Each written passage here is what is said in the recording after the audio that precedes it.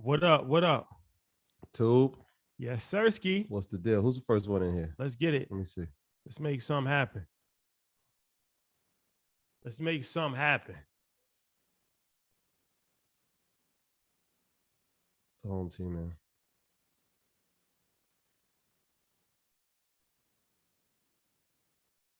What's going on, y'all? Now let's put it all in perspective. What's up? Happy Monday. What we doing? Please turn my volume up, please. It's July 11th. It's a beautiful day in New York. It's been a beautiful past 2 days in New York. Shout out to the city. This is it right here? Yeah, you good? Yeah, I don't think you go up any higher. Yeah, you can. I need to be on the highest level. There's no higher than that. I just turned it. That was mine. You turned mine. I turned the other one too. Yeah. We here. We live. Check. What's up? What's up, y'all? They here. They piling in. They said, look, big announcement. We're going to let the dust settle a little bit, though. The time has come. But yeah, shout out to everybody out there. Shout out to Ian Dunlap, the master investor. It's going to be a big one today. There you go. Hey, yo. So let's get this show on the road. We got a dope guest today. An amazing one. So we had 1,000 early, 1,000 in a minute. Oh, they here. They not playing. They not playing. 1,000 in a minute. It's gonna be one of the ones. And you see what the boy came in today. It's like, what time different type of time. Different type of time today, my brother. What's going on? Brought the suit back. Hey man, they told me to bring the Superman suit back, so I brought. Whoa! What cup is that, man? Smoothie King. But this is Zen juice. This is Zen juice. Okay. Just checking. Zendaya all year. Standing up, huh? Standing room only. That's how it shows be. Yeah, that's a fact. Going forward. Standing room only. Just so you know. That is a fact. Y'all looking sharp. Exfoliating. Hey. Glowing. God is good. Lee's just been earned. God is good. God is good all time. All the time. How you been, brother? How's everything? How's the summer going good for you? I'm good. I'm playing daddy daycare, so Xander getting his Fortnite. We just got done playing ball, so it's been great. How y'all feeling? Good, man. Feeling good, man. Shout out to all the dads that's playing daddy daycare out there. I did that for a few summers where I had them for the whole entire summer. Yeah. And, man, that's tough, man. It's costly. Every day, all day. Can't pick them up from camp, drop them off at camp. Weekends. It's a lot, man. Make them go to bed. They fighting it, Yeah. What can you do? A fact. That's what we do it for. Yeah. That is, man. Shout out to my family, man. They said they was happy to see me home for a weekend for once in a while. They enjoyed having me around. So it's beautiful to be around because we always on the go. But it's always good to sit down for a little bit. And happy birthday to my nephew, man. He turned 9 yesterday. Happy birthday to Xavier. Yeah, for sure. So we're gonna get this show on the road. Before we start, I didn't get a chance to do this last week. But I gotta take a moment of silence. Rest in peace to Darryl Freeman, who EYL alumni. He's actually the first EYL alumni that we've had that has passed away. And it's a real family fraternity with Earn Your Leisure. Everybody that we've interviewed, for the most part, we keep good relationships, and they're always around, and they refer us to other people, and it becomes a real family. So, it's a sad moment for sure, but it's important to remember that, you got to live your life to the fullest. He was able to accomplish a lot in his life. If you watch his episode, sold his business for like $22 million. He started it with $1,000, and then 20 years later, he sold it for $22 million. But outside of the money, a family man, a husband, community, pillar in the community. Helped Slim and Huskies, another EYL alumni. An extreme vigilant mentor to Slim and Huskies. So shout out to them. I know that Darryl's their business partner on Slim and Huskies. So Cliff and Mo, obviously, our thoughts and prayers with you and with the Freeman family. I mean, that's a gentleman who just would offer advice. And even in fatherhood, I remember when we were talking about generational wealth, and he pulled us to the side and showed us the amount of stock that he had invested for his children from 10 years ago. And it was like, okay, this is the inspiration. Like, somebody has done this before. This is what we need to follow. So it's a tremendous loss to the world. So rest in peace to him, to the family. Yeah, for sure. So rest in peace. And we send our condolences and our love to his family for sure. So definitely wanted to send my condolences. Didn't get a chance to do that last week, but rest in peace. Gone but not forgotten for sure. Earn your leisure. Big week for us. Shout out to the UK, everybody in London. We love you guys so much. I was actually just watching the recap video of when we went to London. Brings back so many memories. Big vibe, yo. Yeah. Lobby boys. Shout out Mano Jim, but we may give y'all a run for the Lobby boys. Yeah, boy. I think watching all the highlights from the Wireless Festival it made me just have a flashback of how amazing London is. And then I seen Chris Brown was in tape, and then they had Nicki Minaj in there last night, and I was like, we set a tone in that place. We set the tone. You never know. And we got confirmation. We got confirmation. I asked him. I said, I know you had a lot of celebrities there this week, the past 2 weeks. Has anybody broke our record of attendance? And they were like, not even close. I don't even think it's possible. It's not gonna happen. It's not gonna happen. It's not gonna happen. But I say that to say, this week we going back to London with our episode, Rio Ferdinand. Legend. We shot that while we was in London. If you don't know who Rio is, he's one of the best football players of all time. Football, soccer. Played for Man City. United. Manchester Wow. United. Don't let him hear you say that. Don't let him hear you say that. They gonna go crazy. Manchester United won the Premier League. Yeah. Was the captain of the UK team when David Beckham was on the team. Yeah, he's captain of the national team. Made a boatload of money, and now he's was I asleep this episode? How I missed this? Yeah, this is one of those. I think you might have left. No. The last day. We told that was the one I was like, yo, we getting up at 10 and we leaving. No, it was 8. Now it's sleep at 6. Yeah, and then you text us at like 5 in the afternoon. Yeah, flagrant foul on me. Foul. We was out the whole night, slept for like 2 hours. That was the day after my birthday. Yep. Yeah. So he's an entrepreneur. He's a sports commentator, and he's a legend in the UK and all across, Europe. So that's a really big episode for us. International vibes. Shout out to the UK. That comes out tomorrow at 8:00 Eastern Standard Time, which I believe is like 12 o'clock or 1 o'clock in the UK. So shout out to the UK, massive. That's gonna be big one. You want to read the disclaimer? Of course. But before we do that, I want to let all our earners, all our Red Panda family know if about a great choice if you're looking to bank or invest. Ally is a leading digital financial service company with passionate customer service and is relentlessly focused on doing it right for both customers and communities. Ally is giving our Market Monday viewers, that means you, everybody that can hear my voice right now, a special offer on ally.com/EYL so that you can save, invest, and spend on all the things that matter most to you. Again, that's ally.com/EYL for everything we need. We're all better off with an Ally. Security products and services are offered through Ally Invest Securities LLC, member FINRA/SIPC. Shout out to the good folks over at Ally. We got a special event coming up with them. Shout out to Ally. Next couple of weeks. Shout out to them. That's a fact. Shout out to our UM family as well. Can I get an Ally blazer real quick? At least. That's the least. At least they can do that. That's the least. At least. Yo, y'all know how this works, man. Do your own research. Our content is intended to be used and must be used for informational purposes only. It's very important to do your own analysis before making an investment based on your own personal circumstances. You should take independent financial advice from a professional in connection with, or independently research and verify any information that you find on our show and wish to rely upon, whether for the purpose of making an investment decision or otherwise. Please, folks, do your research, share your research if it's good, and make sure you double check whoever's giving you the knowledge, because that's important. Very important. Very important. Ian, any announcements? The doors to the church are open. I hear y'all little jokes. I'm about reverend vibes today. They're going crazy in the comments. These comments on the tube. Yeah, y'all funny as hell. Virgil, I appreciate you. But also, listen, when you premiere pod, you got to get ready for that stage. InvestFest, please be there. We got 10,000 people. Different. Whoa. So, I'm just letting y'all know. And if y'all thought last year was amazing, if last year's performance of the Holy Trinity was amazing, let me get a hell yeah in chat. One of the best performances of all time.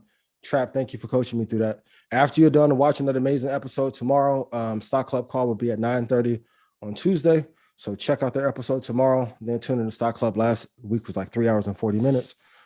This one will be great. Let's have an amazing show. Yeah. Okay. Ladies and gentlemen. And I got smooth, but it's Zen juice. Ladies and gentlemen. I won't be rattled no more. First and foremost. Everybody gather around. First and foremost. Sorry that we made you wait long. But good thing, a major key in life is patience. and you must practice patience. Indeed. When we say, the biggest, You left ever out. it's for a reason. Don't forget the ever. I would hate to not be on our side on this situation. It's just life is about relationships. It's true. Some things money can't buy, and that's True. very true. And some things you can't do yourself. You need help. You need teamwork. So yes. So first and foremost, I have to thank Tabiti, who is the most important person in this whole situation because he's really the plug. And then I have to thank Steve Harvey, a gentleman and a scholar, for making this happen. Yes. InvestFest 2022. Just two other people we got to thank. Okay. I got to thank Chantel and I got to thank Jennifer. And I'll tell you who they are after you say who.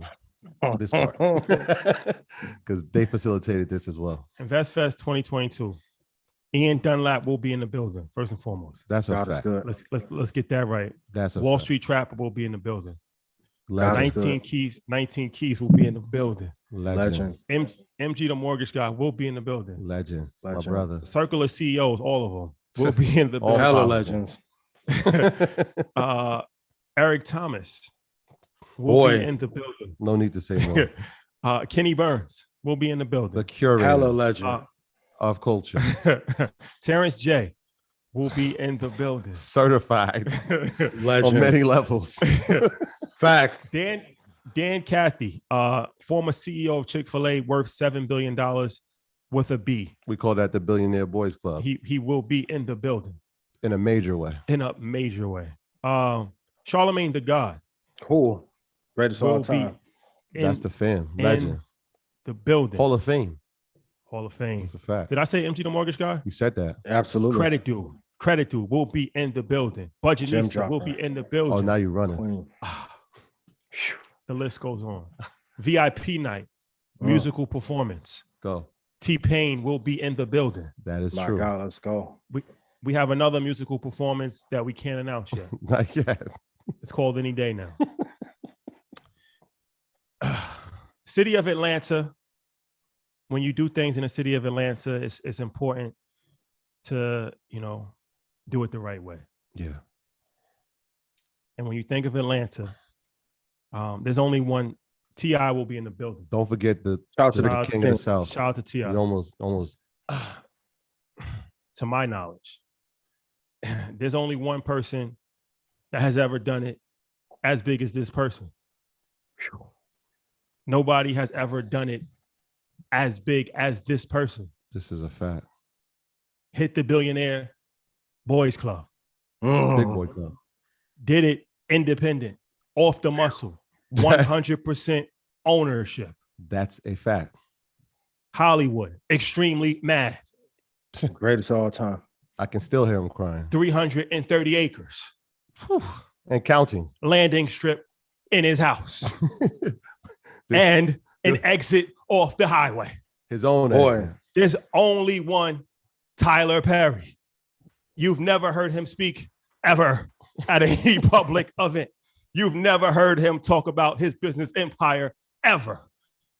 Tyler Perry will be in the building. Moment of silence. EYL conversation, live conversation Yeah. with Tyler Perry Yeah. will happen Yes. at InvestFest. Yes. No one asked me any questions on this segment. I'm going to be front row. No, I don't have Taking any notes. tickets. Nah, no tickets. nah, I don't I got have them. no I tickets. ain't got I'm it. cutting my phone off. No tickets, please. If you don't have a ticket, I have no tickets. I don't know what to tell you. We told you. The man do craft services and the housing and own the content and the plays. The greatest excluded nobody. Hands down. That's Tyler Perry. Like that. Nah. Oh, ain't the word. The though, boy bro. had a housing for the actors on the movies and the sets. Yeah. What? I'm- He got his own supply chain for Hollywood. He got his own supply chain. That studio was different. And Boy. the meaning behind it is so much. I mean, that's Tyler Perry. Never been done. I've never seen it. Nah. Nope. Never Nah. seen it. Nope. Never seen it. That's gonna happen. That's gonna happen at InvestFest, y'all. Shout out to him 500 in the building. Let me explain how this happened because it's all about relationships. This is Tell the story. we saw Steve Harvey the day before, and he was going to TD Jakes' birthday party in Dallas. Shout out to TD Jakes. And he was saying that he was like, this is my strategy. He was like, Tyler, you just can't, I gotta be careful how I word it. He's like, Tyler's not a regular person. He's like, I'm gonna say it on the plane, stunt within a stunt. Like we taking a plane. Right. I'm gonna tell him on the plane. I said, all right, bro. We saw him the next day. He said, I got him. He said, this is how it happened, though. He said, I waited to the plane ride back. He said, I ain't say nothing about it on the plane there. I ain't say nothing about it on the party. He said, on the plane back. He said, first of all, his plane is the size of a JetBlue plane. That's different. He was like, yo, I got to step my game up. He was like, his plane is just every time he speaks to him, it is like, I got to step my game up after he sees what he's done. He said, I was talking to him. I'm like, look, man, there's these dudes, man, they real powerful for the culture. And, I did an interview with them. The name is Earn Your Leisure. He said, I've seen the interview. Legendary. It's amazing. Legendary. He said, what? He said, I watched the whole entire thing. He said, what? That was a moment. That was a moment. I can't front. I was like. He said, yo, I watched. Wow. He said, I watched the whole entire thing. He said, the thing I like about them is that they actually ask real questions that nobody else is asking. He said, no, it's amazing. He said, InvestFest, need you there. He said, I don't really speak publicly. It's not really my thing. Need you there, bro. He said, the community needs to hear from you. Absolutely. They need it. Like they need the information. It's like supplies. It's like food. Like they need the information. They need to hear from you. Nobody has ever done what you've been able to accomplish. They need it. Yeah. He said, I'll be there. He said, how's your schedule? He said, it don't matter. Don't matter, bro. I'll be there. Send me the letter. You can't just book somebody. You got to send them a letter. Send them a letter. Which is why Chantel and Jennifer is so important. So shout out to them. Because even the conversation I had with them, it was just like, whatever you guys need. Matter of fact, why don't you guys come down and take a tour so y'all can really see what's going on down here? Okay. Anytime you need. Anytime you need me. I mean, just incredible. But did I say that's Tyler Perry? Boy, go Google that man's net worth. And for those of you who don't know, he's the only person that I personally know in Hollywood from top to bottom owns when we talk about ownership and masters, even if you don't like the content, that matters not. All those episodes, his. Talent, his. Housing, his. Craft services, his. Sync and licensing, his. Boy. And don't forget the BET Plus. I mean, he's just creating jobs for our community, from acting to producing, writing, screenplay. I mean, it's just enormous. What he's doing is incredible. Ladies and gentlemen, are they keeping count? That's 2 billionaires on a stage.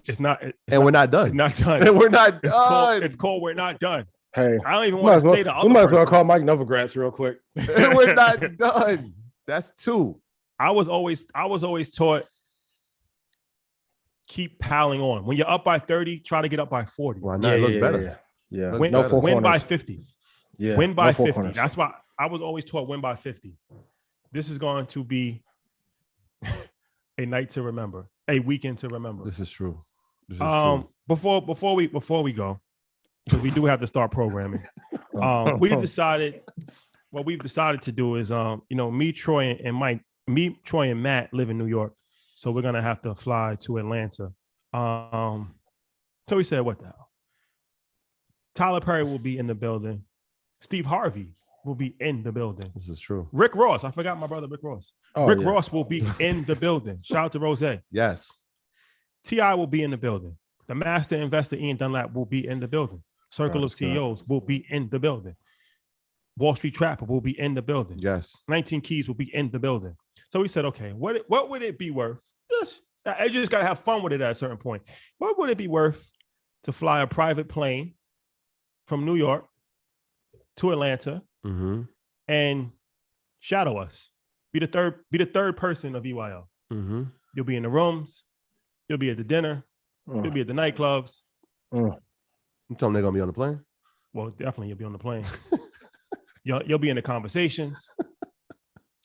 Be in the masterminds. The value in that is what's the price on that, Ian? More than a $500 date. For sure. Well played. Well, the previous episode. what we're gonna do is here's what we're gonna do. We got a number, a text number, 516-217. Yes. 2291. Text that number with your offer. Let's see. Highest bidder wins. We'll see what the market value is. Yes. Huh? Red Panda. Oh, well, can I do this? Red Panda family. Whoever has the highest returns from trading and investing. Can I pay for that ticket? Be on that private jet? Different. Different. This is my freestyle. Relentless. The relentless pursuit. I love it. Results leads to freedom. No talking. No. Yes. Man. Okay. God is good. All right. But we're not done. That's just today's announcement. Oh, there's more to come. Oh, there's more to come. Yeah. Believe me. Yeah. Okay. 516-217-2291. Text your offer. Okay. So let's get this programming started. Before we bring on our illustrious, esteemed guest, there is some big stuff that has happened. Elon Musk. Let's talk about this. So the talk of the town for the last month and a half was that Elon Musk was going to buy Twitter. It was pretty much a done deal. They accepted his offer. All the news outlets covered it. It was pretty much done deal. Changed his mind. Changed his mind. Said too many bots. That's what he's saying. Too many bots. He said that they told him originally it was 5%, but that number is not even close. Too many bots, and you can't authenticate the users, and backing out the deal. So some people are saying that he's going to get sued because he already agreed to this, and What's Ian? What's your take on this situation? Somebody in the earners, shout out to the earners, shout out to Red Panda family, said I call this. If you have a disclosure or an addendum to the contract and saying, hey, if it's 20% or 30% bots, I don't have to buy it, that's an easy out. Yes, he may have to pay a breakup fee. What's $1 billion to a person? Everyone put in chat, what's Elon's net worth? He's not going to pay that $1 billion. The truth is, Twitter is no good. To everyone who works there, I don't want to ruin any relationships. I love you. But Twitter isn't worth what he offered for it. I told you guys last year, 50 Cent, Kanye, and Elon are the same person. This was a master class in using another company to generate press for yourself, to then take that attention and funnel it into your company, which is Tesla. And would you rather have Tesla as a company or Twitter? Tesla. Close. So why not use them as a springboard? So remember when Joe went on Love and Hip Hop and then the podcast got bigger? This was the same thing. Let me use this avenue as a springboard. And notice, ever since the deal was about to fall through, Elon quit tweeting on the platform. He really took a page out of 50 Trump's book. I feel bad for Twitter. The end of some social media companies are coming. Twitter doesn't have the value that they once did. It's a done deal. The stock will go down even lower as a result because no one else wants to buy it. Game set. That was going to be my other point, right? Because we spoke about this and we were talking about the value of it, how it went up to $54 after he mentioned that he was interested in it, and then obviously then the deal closed, but he overpaid for it, right? And so that I can understand this. The part of the crowd that says he's having buyer's remorse because obviously I overpaid. The stock market since I purchased it has gone down even further. The value of the company's gone down even further.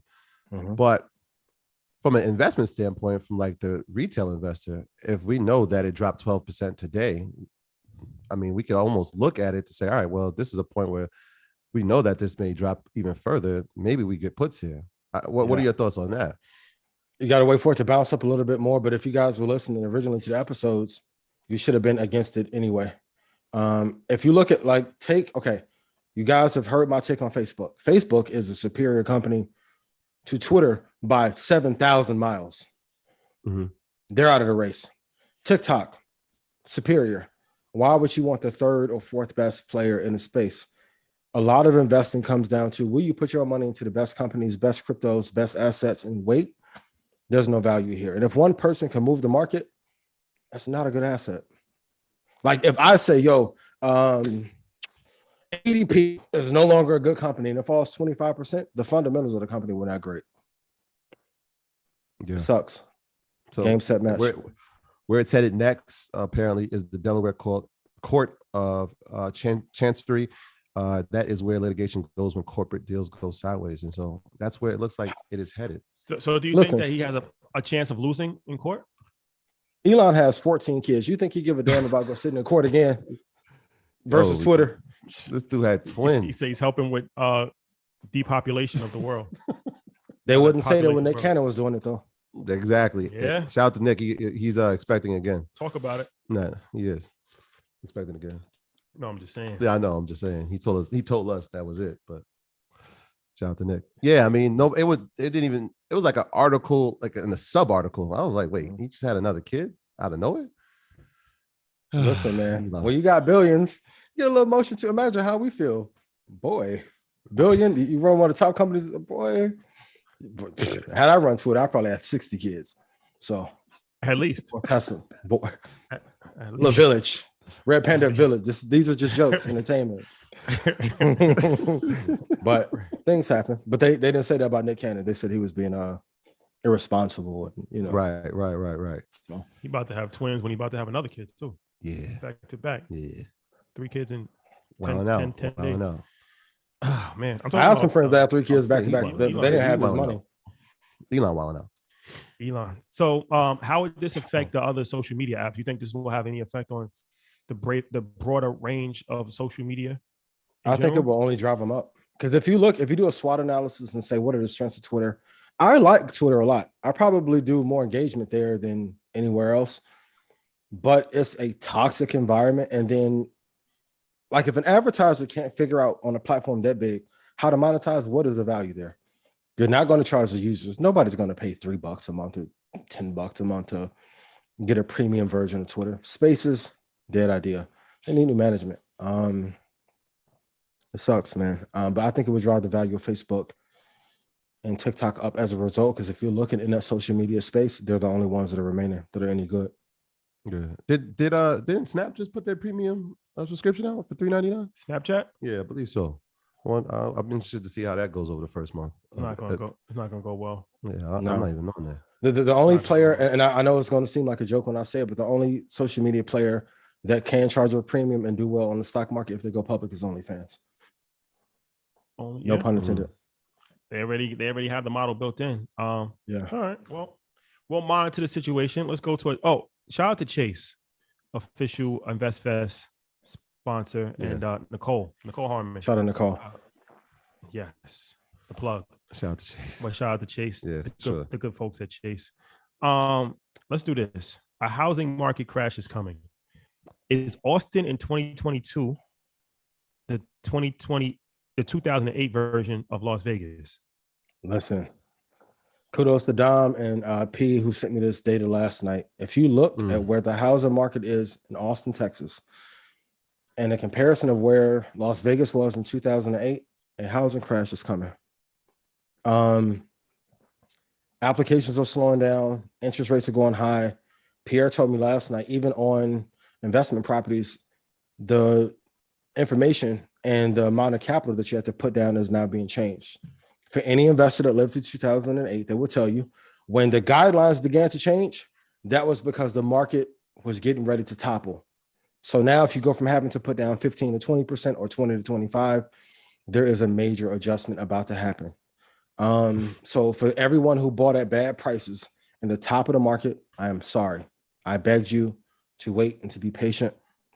Look at the comps in the area. But if a residential neighborhood has went up 3x or 4x in a year and a half, it has to come down. And since we're now in a recession and the Fed has stopped doing quantitative easing, this is the next market that is going to topple over. I know everyone's going to say I'm not right. Same thing happened in October when it came to this market, the stock market. And here we are. The housing market is next. Please be careful. I'm begging you. Yeah. I mean, interesting because when we talk about cities that are tech hubs, everybody always brings up Austin. And we actually had a chance to be out there for South by Southwest. And it looks like it's a flourishing tech central. Yeah, it's booming. It's booming. It's becoming one. But then I did some research on it. I looked at, I think Business Insider had this article. It was the top 15 cities where home appreciation has outpaced wages. Number 1 city, Austin, Texas. Absolutely. For those who don't know, The people are not making enough to keep up with what the houses cost because everyone from California and Washington began to move there. So I remember when Tim Ferriss and Noah Kagan from OK Dork moved in like 2008, then Facebook slowly came in. Now we're in a bubble. You have to find what the next Austin is going to be. So, and I've been telling everyone for 5 years, hey, move to Texas, way cheaper. But when a population or a city becomes overinflated and you're having people that are put down 700,000 cash and the house is worth 550, that is the same thing that happened in 2008. I truly believe like banks, and we may not know this truly for 2 years, I think banks intentionally imploded the crypto market to get the same results and reaction from 2008 for those who missed out and who studied that market. Freeman is doing a great job at being Buffett at FTX for the crypto space, but there's a bunch of people in investment banking who are like, damn, I missed out on 08. If we can infiltrate the crypto market with all this fanfare. I mean, we saw it when Zillow and Redfin was like buying people houses 20, 30% over value and then tried to sell them back 2 months later.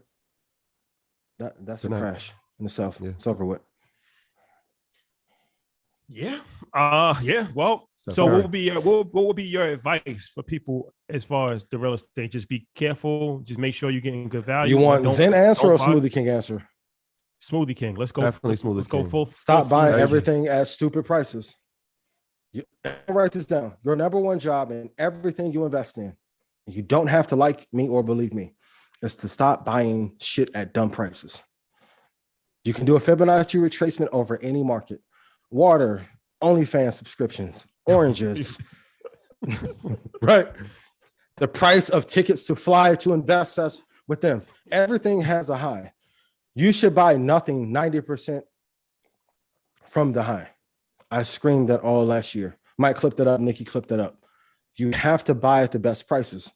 The way people finesse you is to create fanfare and then use you as liquidity to drive the price up so they can exit. Once again, China did not announce on Twitter, I'm going to buy this farmland, and now we can come in together with the Dow to buy it together. They were quiet about that. Why? Bill Gates has never announced, come into my fund and you can buy all this land with me. Now wait till you find out those two are buying things in tandem.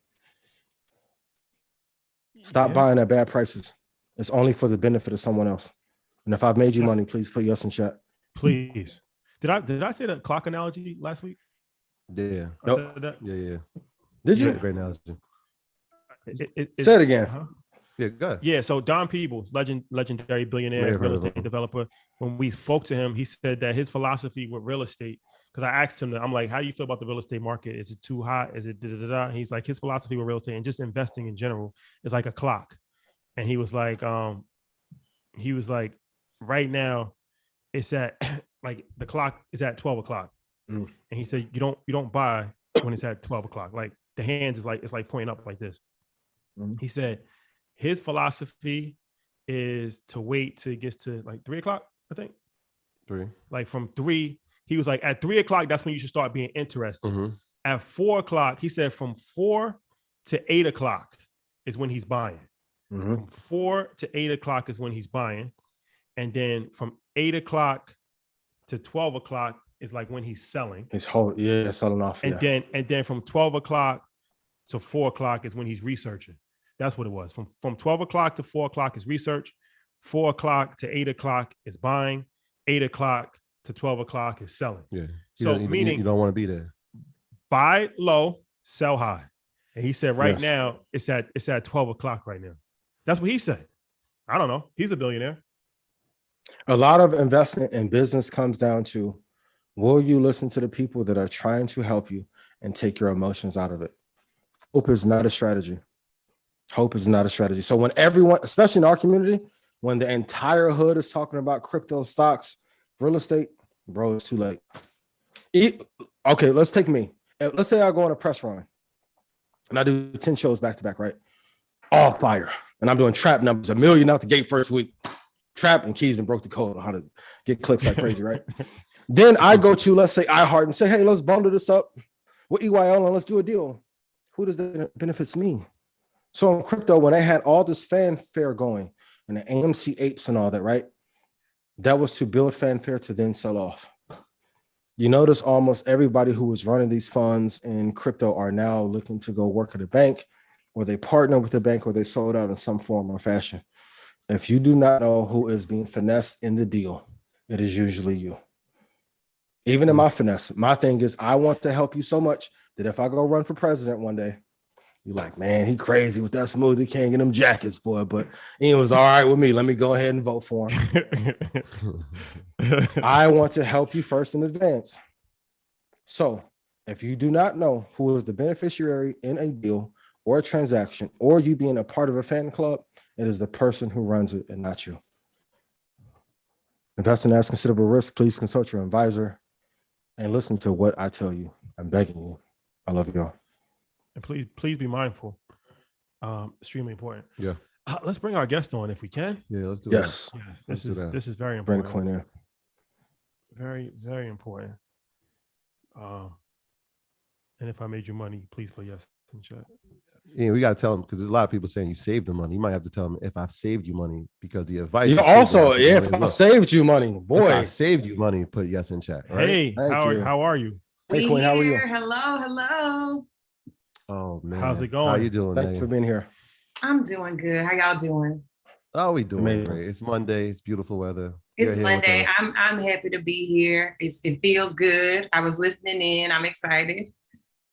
Yes. It's really an honor. Yes, it's an honor and a pleasure. So I'll explain who you are for people that might not be fully familiar. Megan Holston-Alexander is she's at one of the most successful VC firms of all time, Andreessen Horowitz, and she leads the firm's cultural leadership fund, CLF, which is actually a very big deal. A lot of high profile people are in there. Yeah. And, she's just, it's very interesting because there's not a lot of Black people in VC, and there's not a lot of women in VC. So she's obviously a Black woman.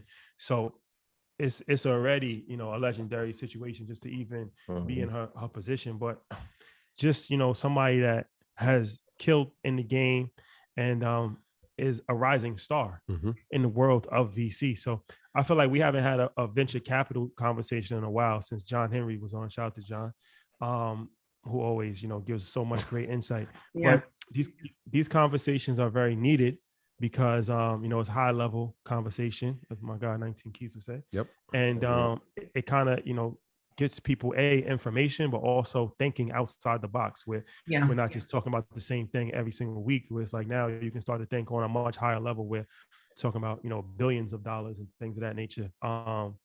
So welcome. Thank you for joining us. Appreciate it. Thank you for having me. This is a big deal. I got to call my mama and let her know where I am. That's a fact. 65 Shout out to mama people on YouTube. She's watching. Don't worry. Hit the like button. If you're on YouTube, hit the like button. 6,300 people. This is the biggest show ever created when it comes to investing. Fantastic. Listen. I need you to say that number again so I can try to get on the plane. I need to put in a bid. Try and get on the plane. I mean, we would be honored if you can be at InvestFest. So, oh yeah, you got to be an investor. I'm gonna try really, really hard to make it. It's a crazy weekend for flying and stuff I got to do, but I'm gonna try to squeeze in one day. I promise. I'm gonna try real hard. It would be. I bought a ticket, not even knowing if I could come, but I already have a ticket. And if I can't make it, I'm gonna give it to somebody who can come for sure. Wow, appreciate amazing. that. Thank you. Appreciate that. Okay, let's get into this conversation. Let's do it. I'm gonna jump right into it because I think you had heard we was talking to Don Peebles, and one of the things that he said was, and I don't want to quote the wrong number, but it's something like $60 billion, something like that, venture capital money out there floating, a crazy amount of number. 66 billion. Less than 7% of 1%, like less than 70 basis points of 1% goes to Black and women, minority and women businesses combined. It's not even the number's not even big enough to just say Black businesses, so they got to put women in there combined. So it's a fraction of a percent. You are correct. A fraction of a percent. When from my understanding also, Black women, percentage-wise, started the most businesses last year in America. So well, because that's what we do. Black women, we just do it all. Absolutely. And we do it better than everybody else. That's a fact. So that's a disturbing number. That's an extremely disturbing number that nobody's talking about. Because like he told us, he was like, imagine if it was even proportional to the population, where it's like, I think we're like 20% of the population. So imagine if 20% of that 66 billion went to Black businesses. Like, imagine how that would change the landscape of things overnight. Like the money's there, it's in circulation, it's just not getting to us. But nobody's talking about that. But everybody's saying like, well, Black businesses fail and different things of that nature. But I mean, there's underlying issues on why this is happening. So, okay, how do we solve this problem with venture capital? So first, it's way more than 66 billion in venture money out there working. Way. Is it? I couldn't even tell you, but you know, Andreessen Horowitz alone, we've got about 30 billion under management. We're just one firm that's only been in operation for the last 10 to 12 years. And so we're just one firm. There's hundreds of firms out there, multiple that are big kind of multi-stage investment firms like ours. So 66, I would say, is a low number. Maybe I think that was like every year, maybe 66. Okay, annually. Gotcha. Okay. Yeah. But at work, there's a lot of dollars at work over time. But you're asking a big question that I think is really hard to solve. But one of the things that I've seen over the last few years is people just got to put the money out there because, you know, historically, people have a way that they look at companies. It's like you have to have, you know, we want the founders to have a certain degree. We want the founders to have a certain amount of experience, have worked at a certain set of companies, right? If you've worked at, you know, I'm an ex-Twitter, ex-Facebook, you know, Yelp engineer, whatever the case may be. And the fact is that you don't need all those things to be a good founder. And so I think when we can open up the scope to who can be a good founder, we will likely get more dollars in the hands of Black folks and Black women specifically. At the same time, I think the other thing is really important is putting Black investors in place so they can distribute the capital, right? Because people, a lot of times, like for kind of the industries that people like, you usually can only like understand problems that like, you know, or that you've seen. And so when we ask white investors to understand Black companies or Black businesses, if they're in a particular space, they don't get it, right? So then they get into the investment committee meeting and they got to do a vote. And they're like, well, I don't understand. I don't get it. And so if we have Black investors that have dollars that they can put into companies, that also I think will increase the amount of dollars that go into Black founders. At the same time, it's not like Black founders only found Black companies. We found, you know, social media companies or consumer, you know, e-commerce companies too.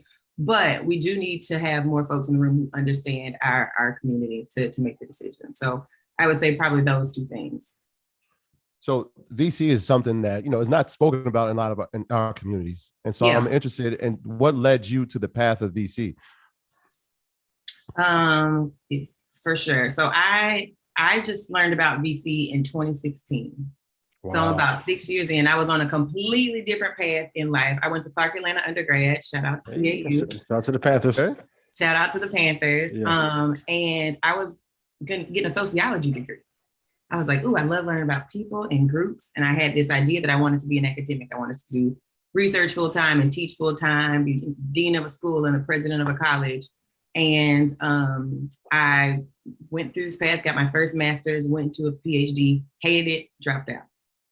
I was like, I got to get out of here. This is not for me. Moved to California. And you know, they say to be successful in Silicon Valley, you got to have a good dropout story. So I got my dropout story. Yeah. Moved to Silicon Valley, and it wasn't until I went to business school. So I went to business school at Stanford, and I didn't live on campus because by the time I went to business school, I was much older than, you know, most of the people there. And I was like, I'm going to stay at my house. I'm not going to move on campus and all that stuff. And so I was trying to beat traffic. Okay. When I was picking my classes, I didn't want to be driving at 9 o'clock in the morning on the 101. It is very hectic. And so there was a venture class that was like early afternoon. I said, perfect, sign me up. and didn't know what it was. And so I get in there, and it's actually with Eric Schmidt. So Eric Schmidt is the former CEO of Google, former CEO, chairman. Everybody calls him, the first adult in the room at Google. And I knew, got completely distracted by finance. That's the bottom line. Went into that class, read everything, just started doing extra stuff, extra reading. And one day, we went for a walk with Eric after class, and he may or may not remember this, but we did a little short walk around the GSB. And he's like, Megan, you're one of my best students. I think you should try venture for real. And I said, Black people don't do that. I said, now, why would you try to set me up for failure, knowing that there are not people who look like me in this industry? And so I kind of just brushed it off.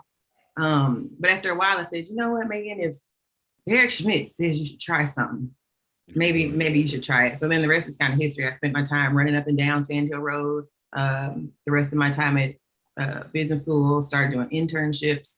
You're supposed to do like one internship between year 1 and year 2 in business school. And I think I did a total of like 4 all throughout the year. I was working during school, turned into a full-time role, and I've been doing it ever since. Cool question for you. For those who are interested in getting into the VC space, what are some of the most innovative ways you've seen people that look like us break into the industry? Yep. So I would say there's 2 ways. And honestly, the most innovative and I think most successful thing I've seen people do is start their own.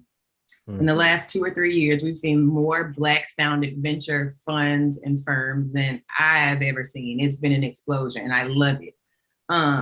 If you're looking for the more traditional path, there's a couple of ways you can do it. So working at a startup, people love seeing that you've spent time on a product team, that you spent time in engineering or spent time in marketing, because you have insight into what to look for in a founder, right? You understand like, oh, they need to set up this, piece of the company or this vertical. You have insight into kind of what the needs are in the space. Also going to business school and kind of just getting an extra business edge and how to think about, technology and to think about business and to think about startups is important. But I say one of the easiest ways is going to a startup and actually spending some time in it, because you get kind of an extra edge. And then actually probably the most important thing is having a perspective about the future. So VC is a long game. It is very different from the public market. It is not like, oh, I'll buy some stocks and next year I'm gonna cash out, or in 2 years I'm gonna cash out, or in 5 years I'm gonna cash. Because I tell my investors in CLF, venture is an 8 to 10 year game. Like, it is a long view game. I say, if you're gonna come to me in 2 years and ask me where your money is, I don't have it. Yeah, I don't have it.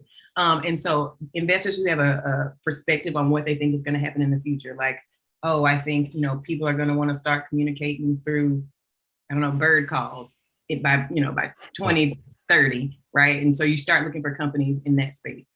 They just really want people who are kind of thinking beyond the wave. So if you can kind of formulate an idea around that, I think you're likely setting yourself up for success. Let me ask you this. Ask me this. Okay, how do you get the money? So how do companies position themselves to attract venture capital money? Mm-hmm. So different VCs like different things. All VCs are not the same. And the first thing is that you're gonna put yourself in a good position if you find the VCs that are looking for what you have.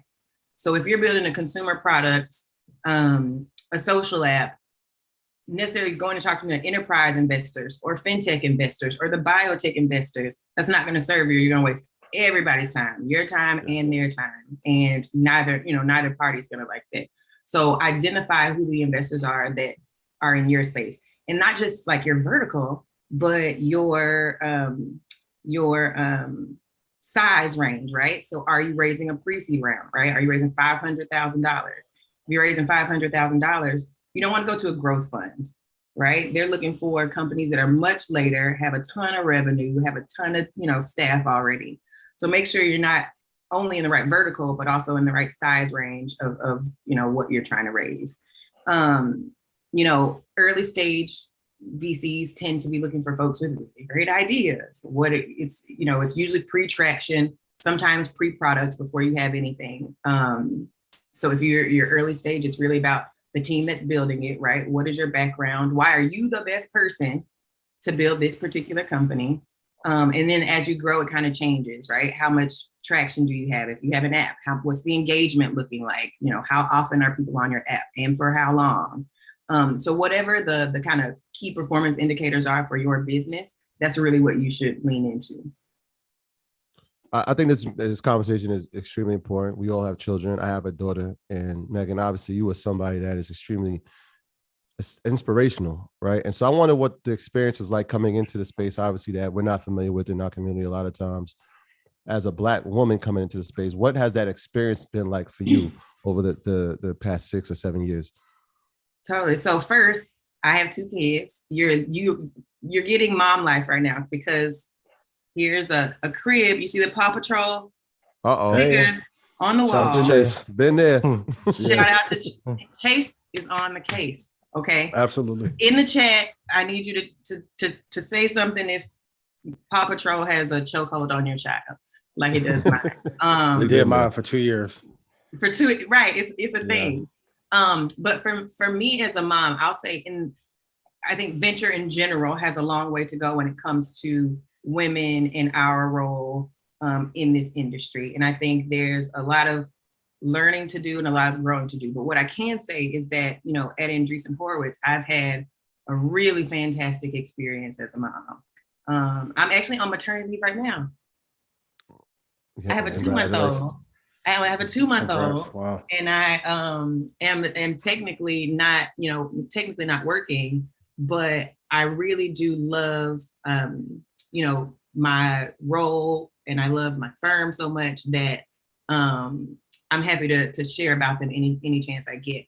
But I think the key is people making sure that they have really great maternity policies, people making sure that women feel supported in the workplace. And it's not like, oh, if you have kids and you can't work until 2 a.m. and you can't drop everything and get on a flight in 1 hour, that doesn't mean you're any less committed to your role. And I think one of the things, and I hope this is okay for me to share, one of my favorite things about our firm is our leadership has been really phenomenal from a maternity leave perspective and just supporting women at work. And when the pandemic first started, everybody was like, oh, we're going remote, but we think we're going to come back. We might do hybrid.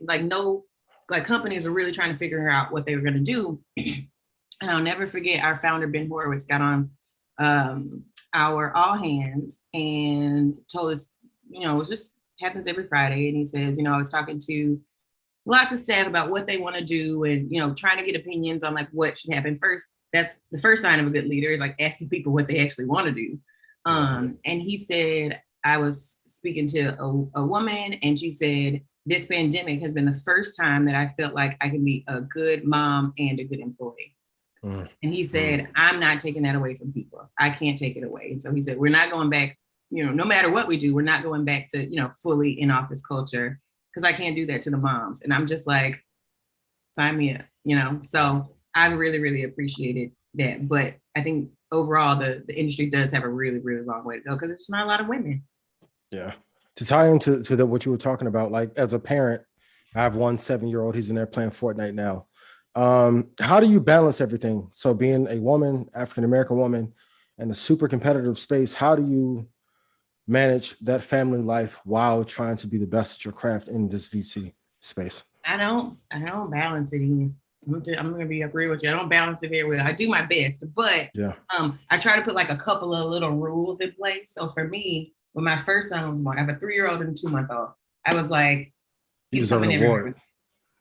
He's coming everywhere with me. I don't care if it's work. I don't care if it's for play. Up until he's 2, I'm going to take him with me. Because if I'm traveling for work, even if I'm gone for 2 nights, I'm all stressed out, I miss him and I got to FaceTime. But if he's with me, I can stay somewhere for 2 weeks and not be worried about it, because whenever I get off, I'm going to be back with him. So that's kind of the first thing that I do. And I think that having women kind of who have been my superiors over time, when they have children, they really lean into women who are in the same position. So I try to provide that for people who are on my team as well, as much as I can. You need flexibility. Your child is sick. You shouldn't feel bad about your child, wouldn't it? Why should you be scared to tell your boss, right? And so I try to create that type of environment for everybody around, and I hope that people try to do it for me too. And we just gotta stop explaining ourselves so much. Like, oh, I gotta leave early because I gotta take my kids to the they got a basketball game. And just say, I gotta go. I gotta leave early. We don't have to do all of the explaining and hoping that people will like say, okay, it's all right. Just say what you gotta do. You think that's an African American thing or a woman thing?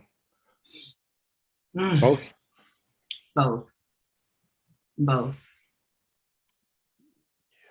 Yeah. All right. So let's talk about this. How do you pitch yourself to companies for VC? Like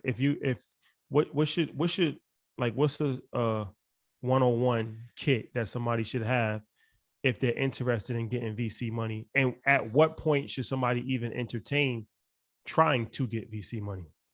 Yeah. So reasonable people can disagree, but I think that it really just depends on how ready you want to be.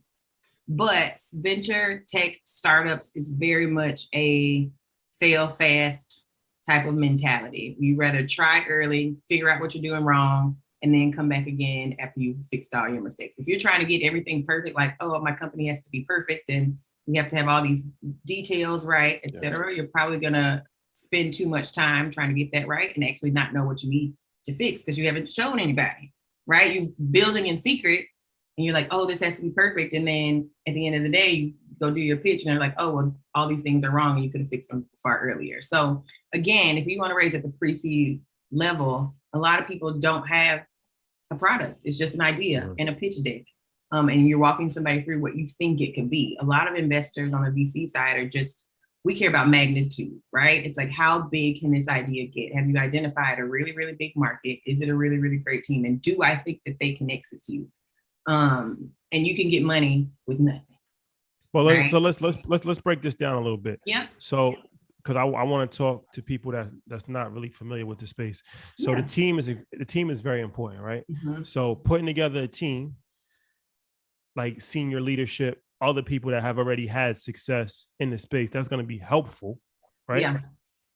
And then like putting together like the pitch deck of the idea of kind of like you said, just even if it's not fully there yet, like what it can potentially do and convincing somebody that you have the capability of actually making this happen, right? Yeah. For sure. And I would say even beyond getting to senior leadership, when you're at the really, really early stage, it's about the founding team, right? Mm-hmm. Who are the people who are founding this company? If it's like, say it's an education tech company and it's about teaching kids how to X, Y, Z, whatever. And you're a former teacher, right? That's really interesting to investors because you know the space, you understand what the need is, or you're a former principal or a school board member. And then you partner up with, say, an engineer who was at whatever other ed tech company, right? We're looking at, are these puzzle pieces in place for this idea and this team to actually work? So you're leading. No, Troy, go ahead. So you're leading the Cultural Leadership Fund. Can you talk about what it is, its importance, and how unique it is to the tech space? I can. So Cultural Leadership Fund. So it probably starts. Let me start at what Andreessen Horowitz is, because that will make Cultural Leadership Fund make even more sense. So let's do it. Andreessen Horowitz, we are a venture capital firm. We've got, again, about $30 billion under management, and we do early stage and growth stage investing. So the full kind of scale of venture capital. And we do so through a number of funds. So we've got a venture fund, we've got crypto fund, we've got growth, we have a biotech fund. So all of those funds exist at our firm. And then Cultural Leadership Fund is this other fund that is a strategic co-investment vehicle inside of Andreessen Horowitz. So we invest alongside those other ones that I just mentioned. But the thing that is really interesting and really cool about what we do at CLF is that we do those co-investments with two main missions in mind. So the first is connecting the world's greatest cultural leaders to the best new technology companies. And the second is getting more young African Americans into technology. So that first mission, you guys actually kind of talked about it earlier. When we say getting cultural leaders into technology companies. We mean the world's greatest athletes, entertainers, musicians, C-level executives, all of whom are excited about technology. They're interested in innovation. They want to play a role in the things that are being built across this industry. And CLF gets to be an on-ramp for that. And I think for so many who, we call them cultural leaders, in the past, it's been about like getting a sponsorship deal with a company after they've gotten big, or figuring out how to monetize on, X platform. But for us, it's about getting ownership on the cap table of these companies. And again, these are companies kind of pre-public. So before the average retail investor can get into a company, we're taking it back to the private space and making sure that we get Black dollars onto the cap tables of these companies. Quick question for you. So what are like 3 or 4 key traits that an entrepreneur can have that will make your fund or one similar to it go crazy, like once you see their pitch deck or presentation? Yep. So the important thing to note there is CLF is a co-investment vehicle. So we don't do direct investments. We invest alongside the other funds. Okay. But I think that's an important piece to bring up, though, because in this concept, I think about Black generational wealth. And I think there's a few really key ways to do it when we think about technology and technology companies. The first is obviously investing in Black founders, right? It's making sure you put dollars in their hands so they can put it into their companies and grow. The second is getting Black dollars on cap tables. So getting Black investors into whatever tech companies that are out there. And then the third is getting Black talent into tech companies. So being an employee at the seed or the Series A or the Series B stage, because that early employee equity can potentially be very, very valuable down the road, right? We've all heard the stories of Facebook or Twitter making people millionaires overnight.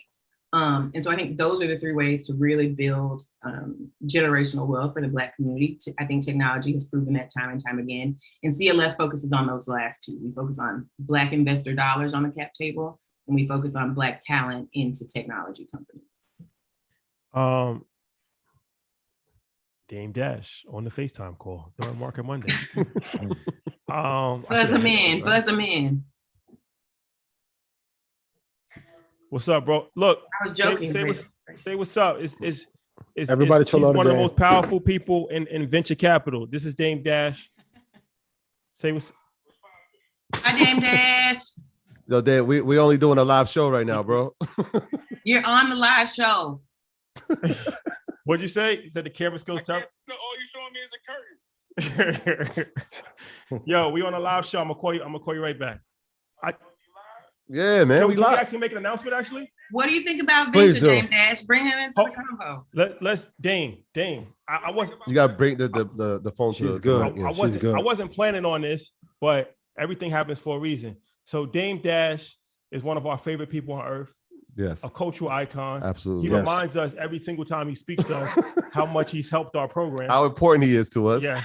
You have to love your value. I'll remind y'all how much I haven't helped my program. That's what I was doing. So Dame, I called you the other day. I said, look, we got this big thing, InvestFest, we need you there. And after about 5 minutes, Dame Dash will be at InvestFest. Confirmed. You better not let me get around Dame. You think I act crazy now, boy. Dame Dash, ladies and gentlemen, will be in Atlanta. On Market Mondays. What's the date again? August 7th. I'm gonna make sure you're there. August 7th. I'm gonna call you every single day to make sure you're there. That's a fact. All right, bet. That means we're breaking bread. That's a fact. Yes, breaking bread. Dame, I'm gonna call you after this is over, brother. I see you got your beard lined up. Dame is different, yo. Dame is different. Oh. It's not Tell Dame we love call her. Out. Dame, always got jokes. Always got jokes. Man. True and true character. You're killing it. All right, my nigga. Dame Dash will be at InvestFest, ladies and gentlemen. Yes. Market Mondays exclusive. I was gonna wait till next week to drop that, but I'm glad I'm on this episode because all the big announcements are coming in this episode. So. that is a fact. I picked the right time. At first, it's funny. I think we were supposed to do a different day, but I ended up on the biggest announcement. That is true. That is true. There you That's have true. it. Tyler Perry, Dame Dash. It just keeps getting bigger and bigger. And we're not done. Yeah. I'm sorry to interrupt, but I couldn't resist myself. Dame, anytime Dame calls, that's a legendary moment. We grew up on like music, like Rockefeller, like, so it's still kind of weird to me that Dame Dash calls me FaceTime. Like it's kind of surreal. It's bizarre. It's weird. Yeah. Like, you know what I'm saying? Like the numbers that come through, I'm like, yeah. Okay. Yeah, this is our life now. Yeah. Can I ask the Queen a question real quick? Yes, please. So Ben is one of my favorite entrepreneurs of all time. Can you share maybe like 3 or 4 big lessons you've learned from him since being there? Ooh. Take your time. Yes. Ooh, that's a good question. You put me on the spot. I have learned actually a lot of lessons from Ben. My favorite, I'll give you my favorite. So our firm is a really active venture firm, doing a lot of stuff all the time. And I think there are a lot of opportunities that come our way that could be quick and easy. But Ben has this phrase, and we have this value at the firm that says we take the long view on relationships. And what that means is we're in a relationship business. But what that means is that we don't sacrifice relationships for a quick buck. You don't have to, when people come into our firm, you don't have to worry about us going and running and tell somebody else about your business or all your secrets, or, that we'll steal something or switch up something up. Like we are very loyal to the relationships that we build. And that is just dangerously critical to me because I think that loyalty is really important. And I think trust is really important. It's everything. But we take the long view on relationships. Nobody forever has to worry about us, flipping and dipping for $1 million here, or 5 million there, or 10 million here. We really try to be about it. Let me ask you this. You spoke about Series A, Series B. We have like seed round. We just spoke to Pinky from Slutty Vegan. She just got $25 million in her seed. Pinky, my heart. That is my bae. Oh yeah? Yeah. Shout out to Pinky. That's my bae. She's we went to college together. She is my soror. She brought me into Delta. Wow. She was Miss CAU the year before me. And then I was Miss CAU, but she was Miss Junior and I was Miss Sub. We've been leveling up on each other for a long time. She's everything. And I'm always following in her footsteps. So this is you have a 2-month-old. She has a 1-week-old. Yeah. Y'all sisters for real. That is my sister for sure. Shout out to Pinky. But yeah, can you kind of talk about that? Like seed rounds, round A, round, like what does that mean? Yep. So that's just about the stage that you are in the company. And I tell people to think about fundraising rounds as like a step function. It's not like a linear, relationship like this. It just goes up. It's not like that where it's like your valuation grows and it doesn't work like that. It's like this, right? And what that means is like if you're at a seed round, there's all this stuff that you need to do before you can raise a Series A. And then when you raise a Series A, you just stay flat. There's all the stuff you need to do and accomplish and achieve from a traction and a profit and a revenue perspective before you can raise a Series B. And then you jump up to the next round. It's not kind of this like constant ticking. But essentially, usually like a seed round is maybe you've got a rough version of your product. You are, working on a beta. Maybe you've got a couple of people testing it out. By Series A, you found a little bit of product market fit. You're starting to think about, you've got a repeatable process for acquiring customers or users, right? There's all these kind of tidbits of traction and benchmarks that firms are looking for. And every firm is different, right? Some firms might say, well, no, that seed that you said is more of a Series A to me. And for other people, like, no, that's totally a Series B. So every firm is different, but the idea is that there's kind of these benchmarks that you have to meet to get to each round. So obviously the fund, you've had a lot of people invest. You've had obviously celebrities, you've had cultural leaders, you've had athletes. I'm wondering from your side, how encouraging it is to see this type of diversity coming into the space, or if it's not at a pace that you that is fulfilling to you, what can we do to encourage people to look at this as a way to actually put into your portfolio as a way to generate generational wealth? Like, Yeah. What are your thoughts on that? Yep, for sure. So the insight that kind of started Cultural Leadership Fund was this idea that when it came to the things that were cool, what people wore, what people liked to do, what they talked about, it was Black Twitter and Instagram and Black TikTok. It was Black people and what we were doing that everybody wanted to do. Say it again. But again, so often we weren't capturing any of the value of these companies, right? Again, we be real popping on there and then maybe get a sponsorship later or whatever the case is. But when it came to owning the company as they grew and your kind of relationship growing proportionately, and your wealth growing proportionately to the company, it just didn't exist. So CLF was created in order to kind of alleviate that, where it's like, okay, these Black culture creators, people shaping, shifting, creating culture, if we can get them on the cap tables early, then they can really truly capture the value of what it is that they're bringing to the platform. And so I love it because our investors have become some of the most savvy, thoughtful, investment partners in these companies that I've ever seen. So this whole concept of like a dumb athlete, this whole concept of like a spacey, actress or whoever, business leader, those days are over. These are some of the most thoughtful and kind of intricate people that I've ever met, and portfolio companies like working with them. They don't want to work with people who are just going to drop a couple of dollars and disappear. That's completely useless because money is abundant when it comes to the venture capital space. It's like, they don't have to take your money. They don't have to take your money. They're getting money from, Andreessen Horowitz or Sequoia or whoever else. If you're, when you're a cultural leader, it's not about your money. It's about the value that you can help bring to help the company succeed. And so I've seen people really come into that, into their own as investors through the CLF. And I think that's only going to grow. I think it's an insight that other people are starting to catch on to and try to create kind of similar vehicles. But we're really proud that we get to be the first. Can you talk about the impact this? My apologies. Go ahead. Go ahead. No, go for it. Can you talk to us about the impact that attending CAU had on your life? Because sometimes I think as African Americans, we think HBCU isn't as good. But the guy who actually introduced me to investing went to Clark. You mentioned Pinky. Of course he did. Why would he not? Why would he go anywhere else? Shout out him, Dr. Pleasant, right? Can you talk about how important and what an impact attending Clark had on you in your career? Clark was everything. I'm from Alabama. What part? Montgomery. Wow, I got a family in Midway. You been over there? Come on, man. You said you got family in Midway? Yeah. Okay, that's the country. Country. Solo, yeah. But it's okay. My people are from Pigeon Creek and Greenville and Butler. Yeah. And people try to play.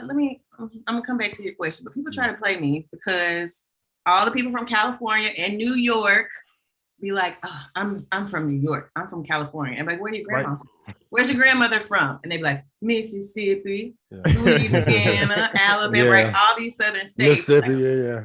We're like, you're welcome. You're welcome. You're welcome. Drinking out of a mason jar, like it's my life. It's my life. But remind me really quickly, what was the question? Clark Atlanta, yes.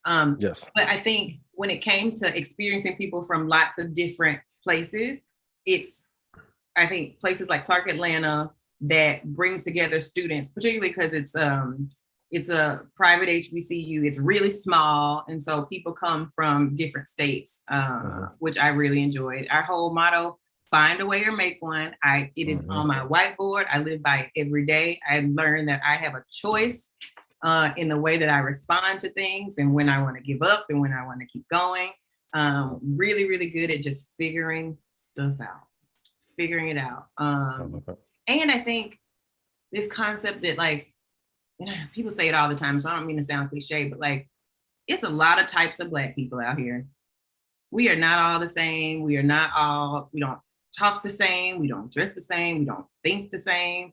And I think I learned to appreciate the full diaspora of Black folks and who we are, regardless of where we're from. But Clark Atlanta we are hustlers.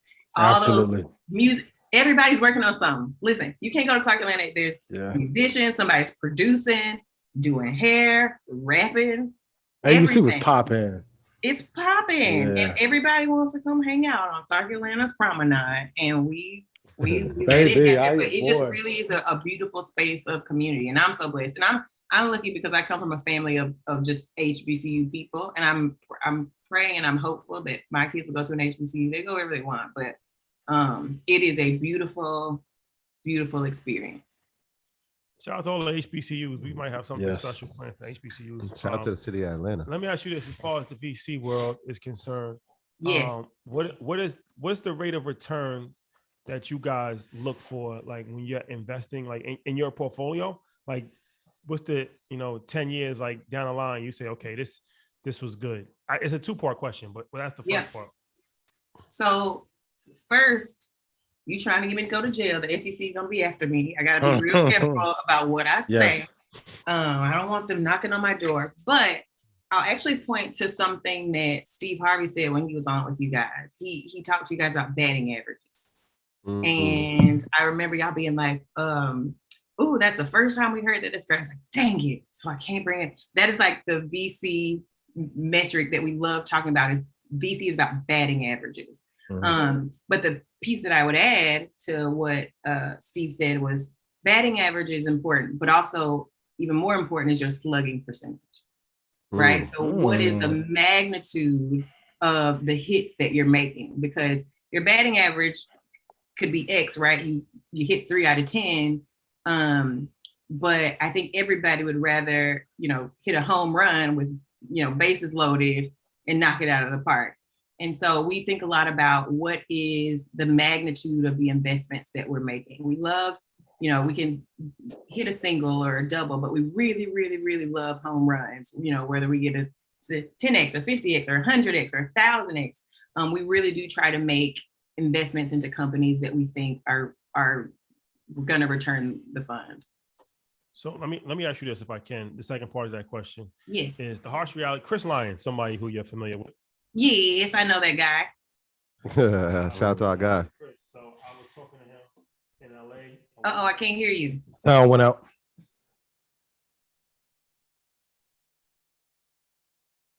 Mic went low. Can you hear me now?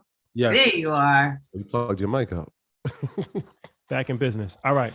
So I was talking to him in LA a while ago, and he was saying that the greatest wealth opportunity in history is happening right now and will be happening for like the next decade in tech startups. Yep. And he was like, the vast majority of Black people is not going to be able to benefit from it, and they're not going to be able to make any money from it.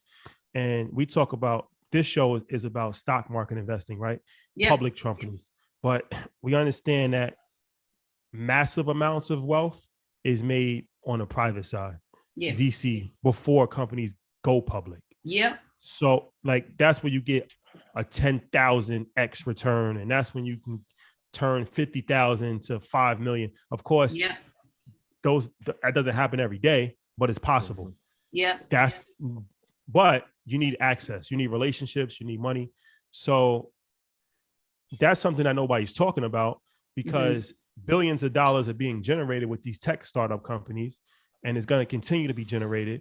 But not only do Black people hardly get any money from venture capital, they don't have the opportunity or the resources to actually invest in venture capital. So that's a whole nother set of problems. Mm-hmm. So how do we get more people into actually the opportunity to invest in the private market as opposed to only investing in public markets?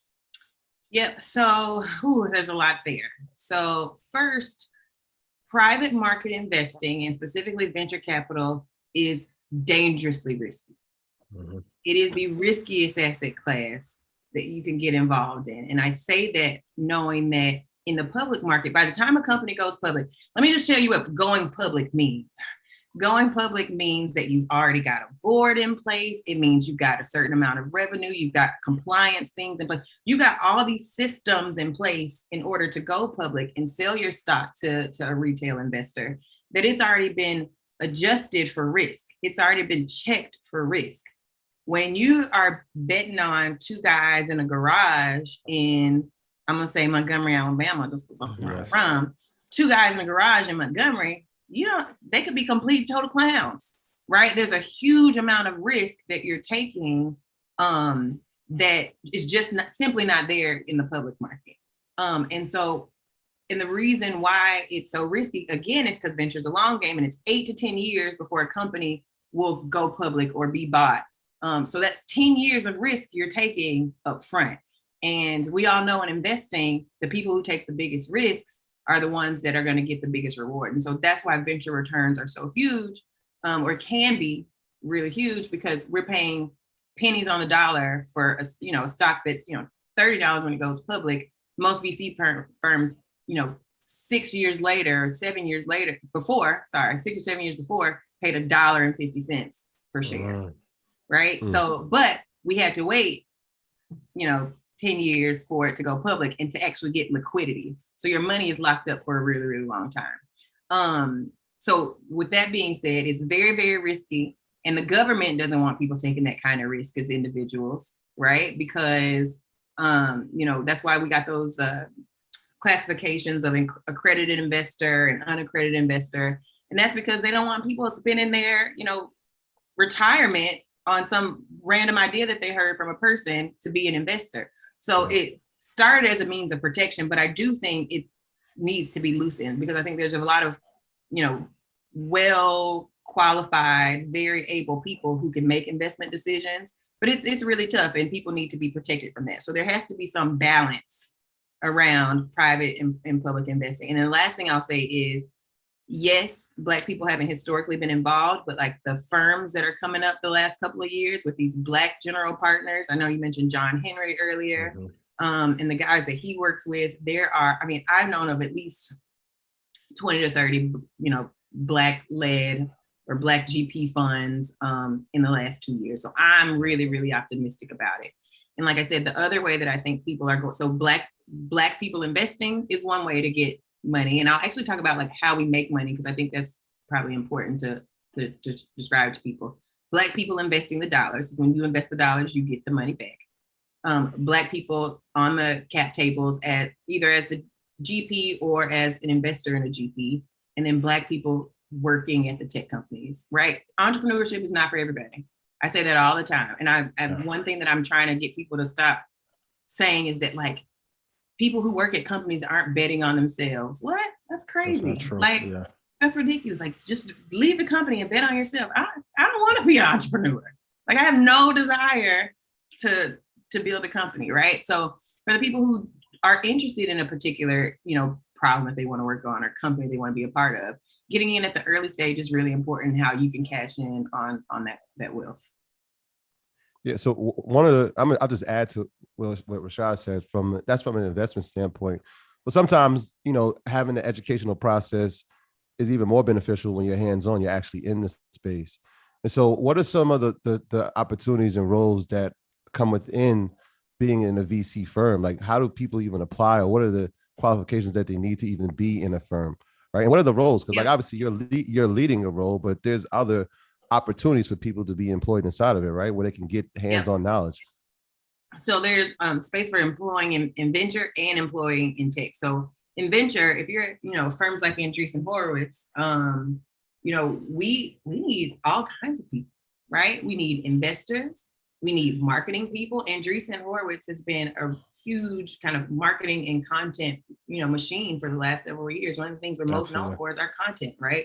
So editors, podcast people, we have go-to-market folks. So if you've done sales and customer success, we support our portfolio companies with those things. So we need folks who have those skill sets. And so I think at the larger stage firms or the larger, size firms, there's like a range of top jobs that you could do. Similar to tech. To be in tech, you don't need to be technical. You don't need to know how to code. You could be in HR, you can be in marketing, you could be in sales. So it really is just about making that transition into the technology space. Because like you said, I agree with Chris 1000%. Technology is the biggest wealth driver that we have today. And so we're very, very like hardcore about it. And I'll say it over and over again, that it is one of the clearest, largest ways to build wealth over a period of time.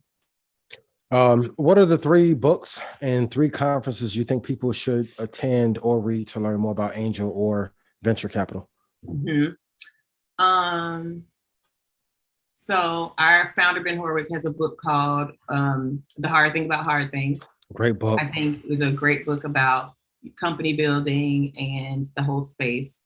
And actually Scott Cooper does not get the shine, he deserves. Scott Cooper is one of the 4 managing directors at Andreessen Horowitz. And he has a book called The Secrets of Sand Hill Road. And for the folks who don't know, Sand Hill Road is considered kind of VC land, right? All of the largest kind of most active VC firms, at least from years past, are on Sand Hill Road. It's in Menlo Park. All of them are, kind of side by side, all down this road. And it's called Secrets of Sand Hill Road. And you can get the insight into what it's like, how people think about investing in companies, how the firm thinks about it. It's one of my favorite books. That's a solid one. And then one of the first ones that I read, it's like a little thin book. It's called Breaking the VC.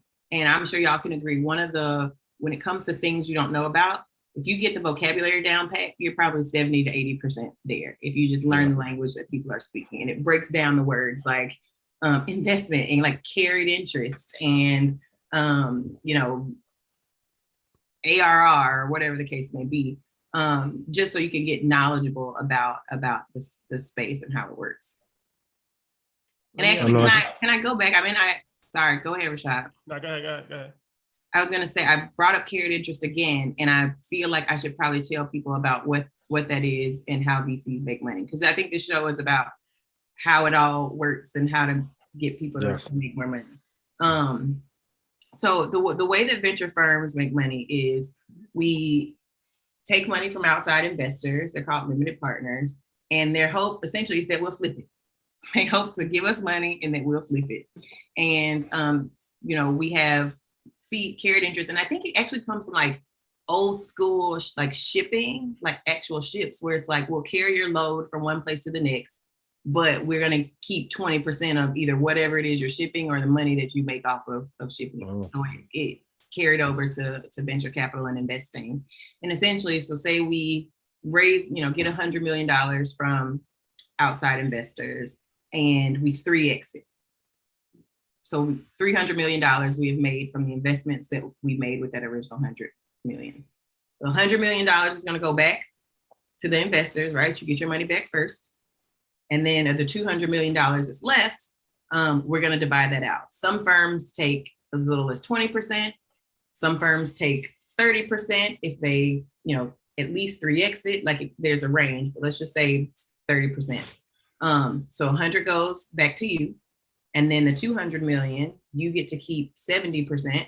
And then the venture capitalists keep 30%. So if there's $200 million of profit, we'll keep 60 million. And that's how we make money. Yes, very important. So when we get our Black investors on the cap table, that 140 additional goes to them. And I think I had asked you this before, but the ultimate goal for you guys is investing in a company, and the company either has to go public on a stock market like Uber or one of these tech startup, or it has to be acquired like Ring, which got acquired by Amazon. Yep. Those are like the two main ways that you guys will make money, right? Yeah, those are called liquidity events. So our money is locked up until the company goes through a liquidity event of going public or being purchased. And like when you think about like the batting average, slugging percentage, et cetera, when it comes to like how many companies really do fail, right? You said earlier, like, oh, I've heard, or a lot of the other people were saying that Black women companies fail or Black companies fail. Most companies fail. You don't gotta be Black. I want to say like 80 to 90% of startups fail.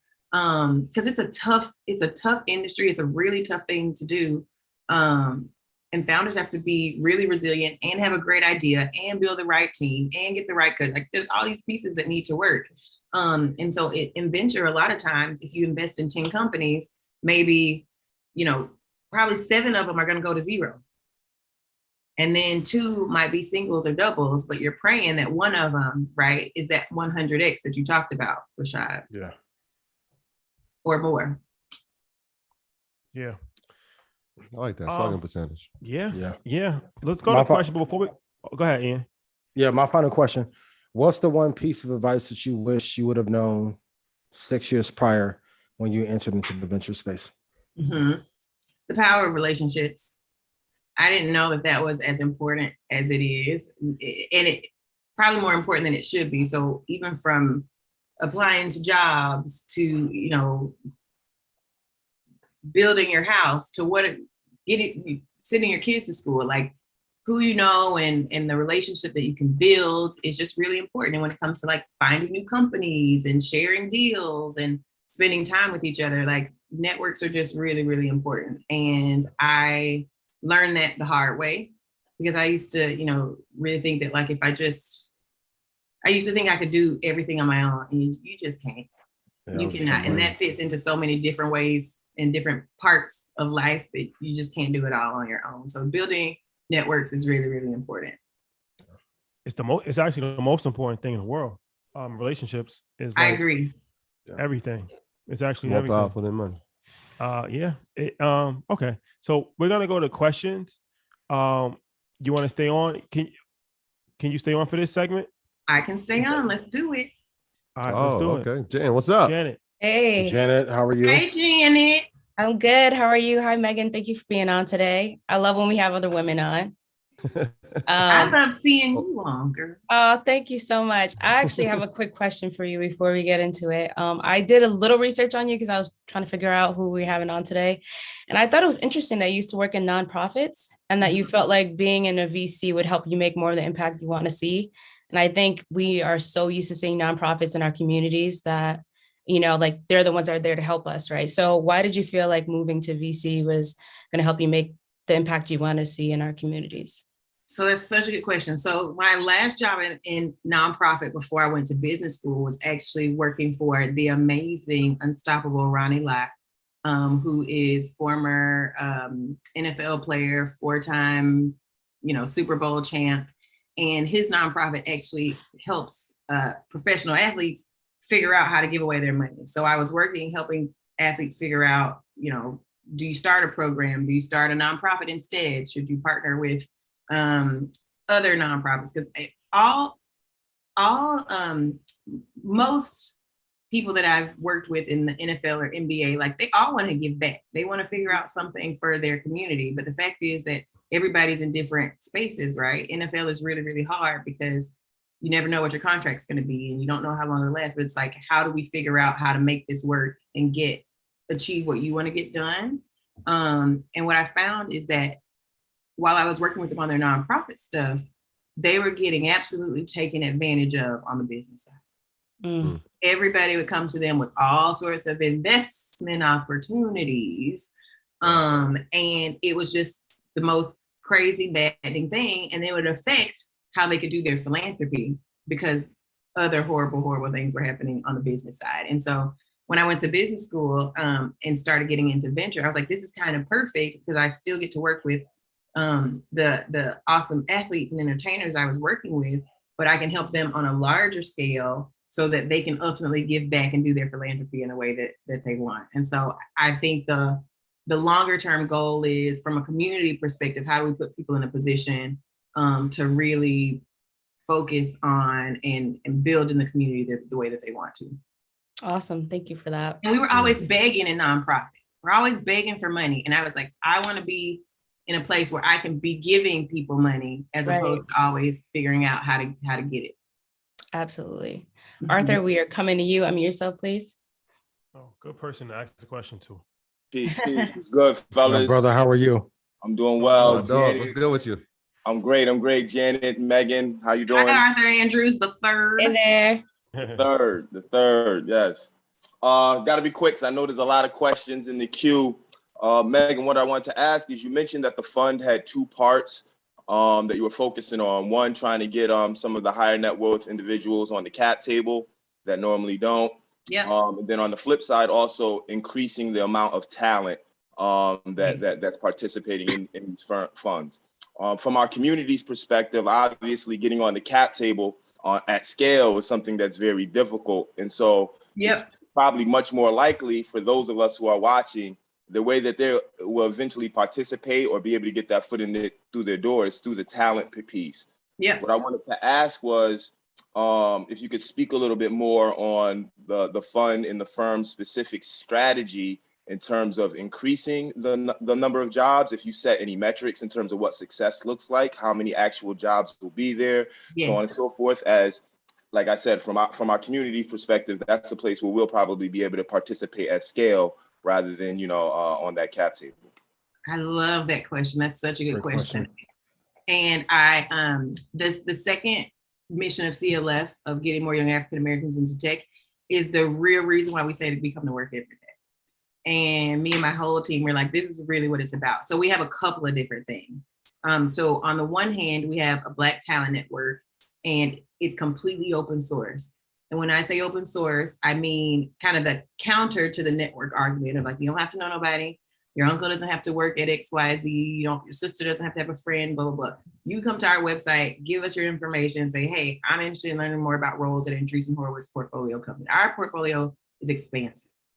And so we have a whole talent team who will go through, chat with you, look at your LinkedIn, talk about your resume, and think about companies in our portfolio that we think you might be a good fit for. We've got hundreds of companies. And if you can share kind of like what your background is, et cetera, with them, they want to try to help you find a space. And because for us, it's like, okay, we've got this wealth of companies.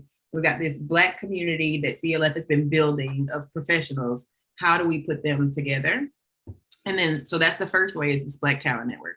The second way is through our nonprofit program. So the nonprofit program in particular is not, it's not this like handout program. It's not trying to like appease a certain group. The fact of the matter is that there are organizations in the nonprofit space that have been doing this work for a very long time, whether it's teaching Black folks how to code, whether it's putting folks in product design programs, et cetera. And we said, okay, if we've got this money in our arsenal that we can kind of play with, that we can kind of be creative about how we want to get folks into tech, why don't we support the people who've been doing it all the time? Like, we don't have to start something new. That's the other thing, right? You don't have to rebuild the wheel every time that you want to help solve a problem, because organizations like Pursuit and For Scholars and Smash, who we support financially through that donation program, and other ways, they've been doing it already. And so we support in that way by, kind of providing like marketing support. We help them with fundraising. We help them with all sorts of things. And so we try to help them bolster the programs that they've already created. So Black Talent Network, and then our nonprofit program. Thank you. Thank you, Arthur. And if you just go to our website, you'll see the link for the Black Talent Network. What is that site again? It is www.a16z.com/CLF. Can you say a little slower? A16Z.com/CLF. There you have it. And y'all have the social media page as well, right? We do have social media. It's at A16ZCLF, and that is on Twitter and Instagram, I believe. Elizabeth, if I'm wrong, please check me. Appreciate that question, King Arthur. Yes, Arthur. Yep. Always And great. our Thank next, you, Arthur. our next, Elizabeth, I'm looking at my phone. If I'm wrong, text me, girl. our next question comes from Emmanuel. Unmute yourself, please. Yo, hello everyone. Happy Monday. Happy Monday. How are you? How are you? How's everybody doing? I'm doing well. My question is, I guess for Troy and Rashad, but I guess, anyone can answer it, especially in light of breaking news alerts. As EYL continues to scale rapidly, what are a few of your new favorite practices, techniques, or strategies that you have been able to learn and deploy to kind of keep up with the growth of a business? I'm a small business owner, and my business has been growing too. And I'm just, trying to keep up with the scaling and trying to, stay ahead of things.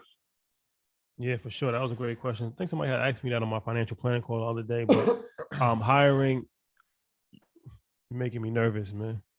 It's like 4 coughs within the last 20 minutes.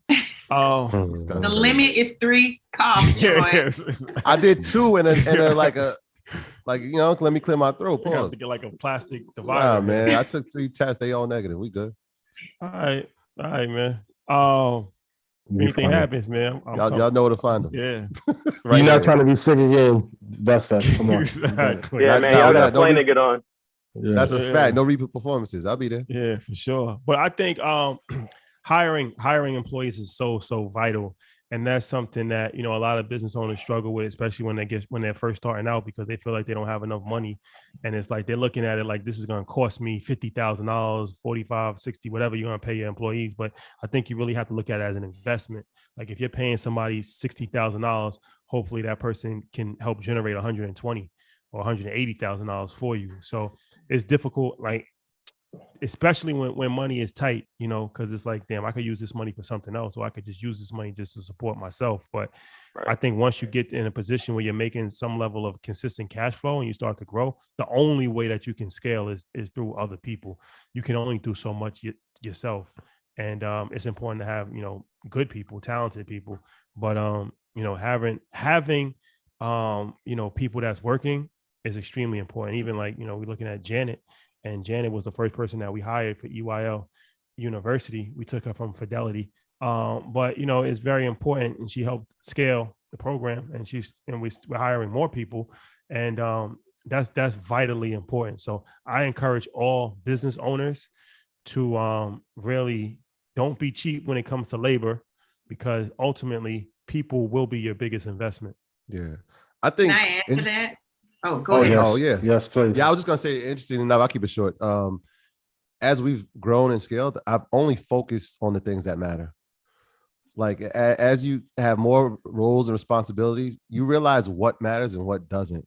And so like my focus is extreme at this point. And Ian probably could attest to it. Like even in like a group chat, like if there's something that doesn't matter, I don't even respond. I don't respond. Like I can't deviate from where I need to have my focus, whether that's reading or learning or trying to teach. And so I think that laser focus has intensified as we've grown and scaled. Yeah. Troy, somebody said you sound congested. I got a cold, man.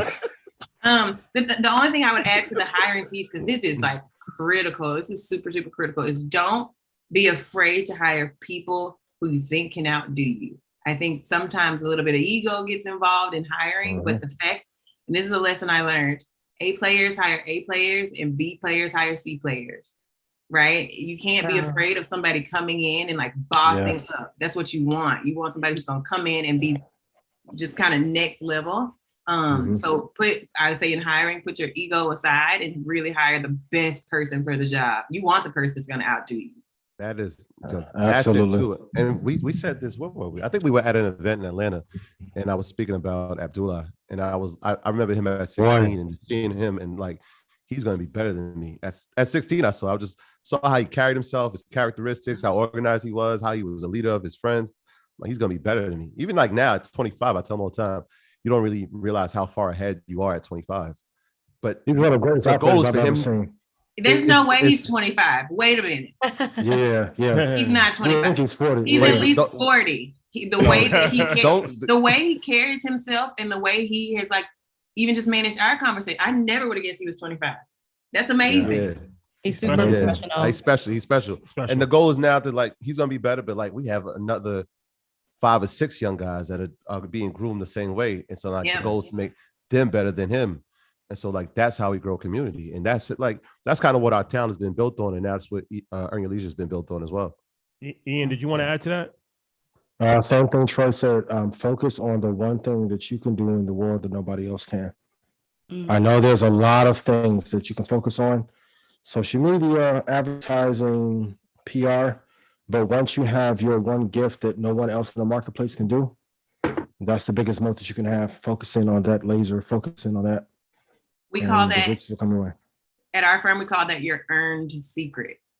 It's a secret that you have earned through your experience, through your, the work you've done, the jobs you've had, the family you have, where you're from. there are these little insights, right? These little things that only you know because of the combination of your experiences that can help kind of propel you. And we talk about that a lot as for founders. We talk about it a lot as investors. What is your earned secret? I love that. Love that. All right. Let's try to get a few more questions. Next question comes from Anita. Anita, unmute yourself, please. Hi, thank you guys for taking my call. When we're looking at a company balance sheet, what's the good percentage of debt versus income to determine if a company is really solid? I cannot legally answer that question for you. Ian, you want to answer that from a stock perspective? I cannot legally answer that question. In your humble opinion. I will say if I'm investing in a company publicly, I don't like them to have, and I know I'm not trying to escape the answer, I don't like them to have a ton of debt if they don't have high revenue prospects in the future, because like if you take a company like Rivian or any company in that class, when people are saying that company is going to eventually outpace Tesla or any competitor in their class, the debt, even in right now this market, let's take Austin, right? Remember when everyone was saying last year, that is good, there's nothing wrong with that. Now the loans are being called. I'm always thinking of the disaster moment of when those loans have to come in. Yeah. So for me, I wish I can give a more specific answer. I can't. I wish I can give a blanket ratio. But if a company has a ton of debt and the revenue isn't high, I try to stay away from it. And personally, I only think there may be 14 to 15 good companies right now to invest in the public markets. Total. Most of them have too much debt to even be worthwhile. And I'll add that there's good debt and there's bad debt. Debt's not a bad thing from a company perspective. But when the other thing to think about when you're an investor is the capital stack. So debtors get their money first, right? And so investors are always really, really thoughtful about how much debt a company does have. So that's the other thing that I would add is thinking about the capital stack. Yeah, I think that even when you look at companies like Netflix, who has a lot of debt, it's problematic. And whenever you have thin profit margins, it's problematic. When you look at companies like Apple, who have no debt, even Facebook, like that's good, right? Earn your leisure, no debt. So Red Panda, no debt. Yes, very important. But these are things that it's just common sense, right?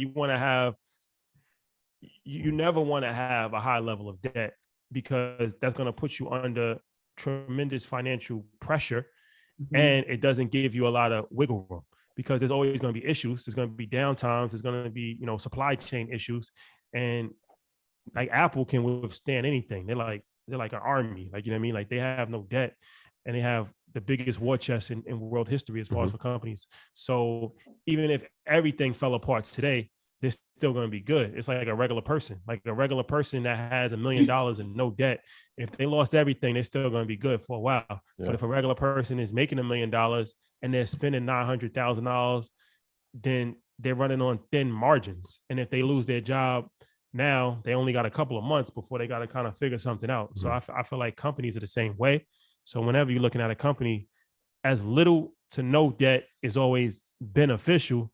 And once again, using the Apple analogy, they're probably the best ones for that, where they have money saved, they have no debt. That's what we tell people, right? Like put the money aside, invest your money, have an emergency fund, pay off your credit cards every month. Don't have the debt. So, and it's I think we've done it before.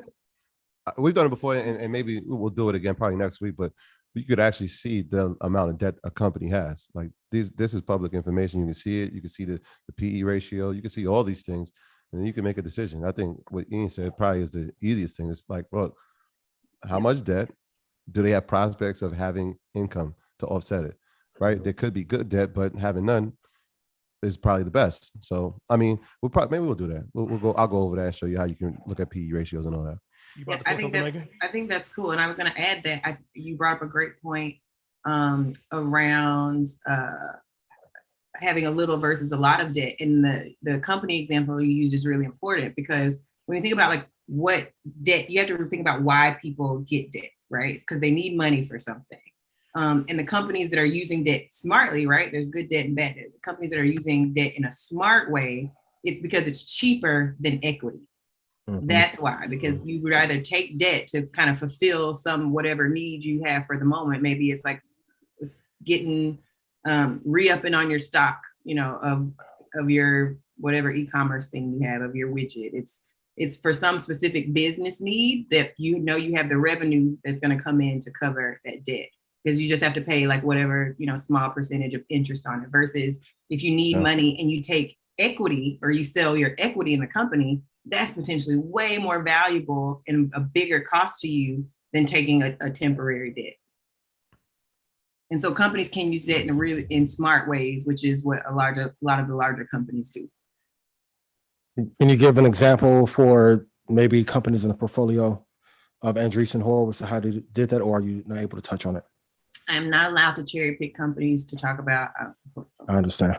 Oh, listen, I'm keeping the SEC off of me. Y'all not. I do not blame you. I listen. No alphabet boys. No, we don't allow any alphabet boys. We're here to protect you. FBI, DEA, SEC, none of them. Let's get one. But also the Andreessen Horowitz portfolio is available for anybody to look at online. So if you want to go to a16z.com, it's all there. Also, you can see all the jobs at our portfolio companies on our website as well. So important. Andreessen Horowitz. I hope I'm saying his name correctly. Andreessen. Yes. So Ben Horowitz. Is the founder, right? And one of two founders. So Mark Andreessen, the founder of Netscape, is one of the founders, and then Ben. And Ben Horowitz. Yeah. Ben Horowitz is the one that got Nas into this whole thing, because apparently he's a big Nas fan. Huge. And, he's a hip hop guy. Well, he's a hip hop guy. Him and Nas are really close friends. So Illmatic, I understand, is like one of his favorite albums. So smart man. He just liked Nas, and Steve Stout told us this. Yeah. And took a liking to him. We love Steve Stout, close friend of the firm. Yep. Steve Stout knows the right people. Yeah. So I say that to say, you see Nas with all of these, deals and all of this stuff, but it's all about who you know. Yeah. And interestingly enough, we were watching the NBA Finals, and it was Steve Stout. Yes. And Jay-Z. And then I was with somebody, and they were like, "Yo, who's the guy?" I'm like, "That's Ben Horowitz." They're like, "Who?" I'm like, "No, it's Ben Horowitz." Like, they didn't know who he was. I'm like, "No, okay. There's a reason they're sitting next to him." But yeah, Ben Horowitz, he has one of, like, last year I had like my top 5 books. It was What You Do with Who You Are. Yes. What You Do with Who You Are. Yeah. Was one of my favorite books last year. So if you don't know who Ben Horowitz is, Google. Please go get his books. Go Google read who everything he is and all he's done. And yeah, I mean, Megan, you gave a book, but yeah, I just wanted to add that to the book list as well. That's a great book. I love that so much. And one of my favorite things about Ben is like, and this is like true in the tech world in general, right? Like, we have our tech world legends, right? And nobody would know who they are elsewhere in the world, right? They could be walking up and down the street and have no idea. And that's one of my favorite things about just Ben and so many of the other leaders, is that they help a lot of people and they advise a lot of people and they don't want anyone to know. And so I really appreciate that level of like giving and support without needing the shine. And I think that's what we do a lot at the firm. And it's actually my preference around how we move, is that it's not about the glory, it's about getting the work done. We'll do one more. Yeah, let's do one more before we. All right, Jay, we are coming to you. Good evening, everyone. Happy Glorious Monday. Thanks for coming. How are you? Glorious Monday, Jay. Yes. Shout out to the Black Queens. Shout out to the Philly Johns. He's from Philly. Shout out to Janet. Shout out to Magda. Philly meetup was epic. But no, shout out to the Queens. This topic was definitely great and needed to be heard. You guys definitely lead the charge in moving the culture forward.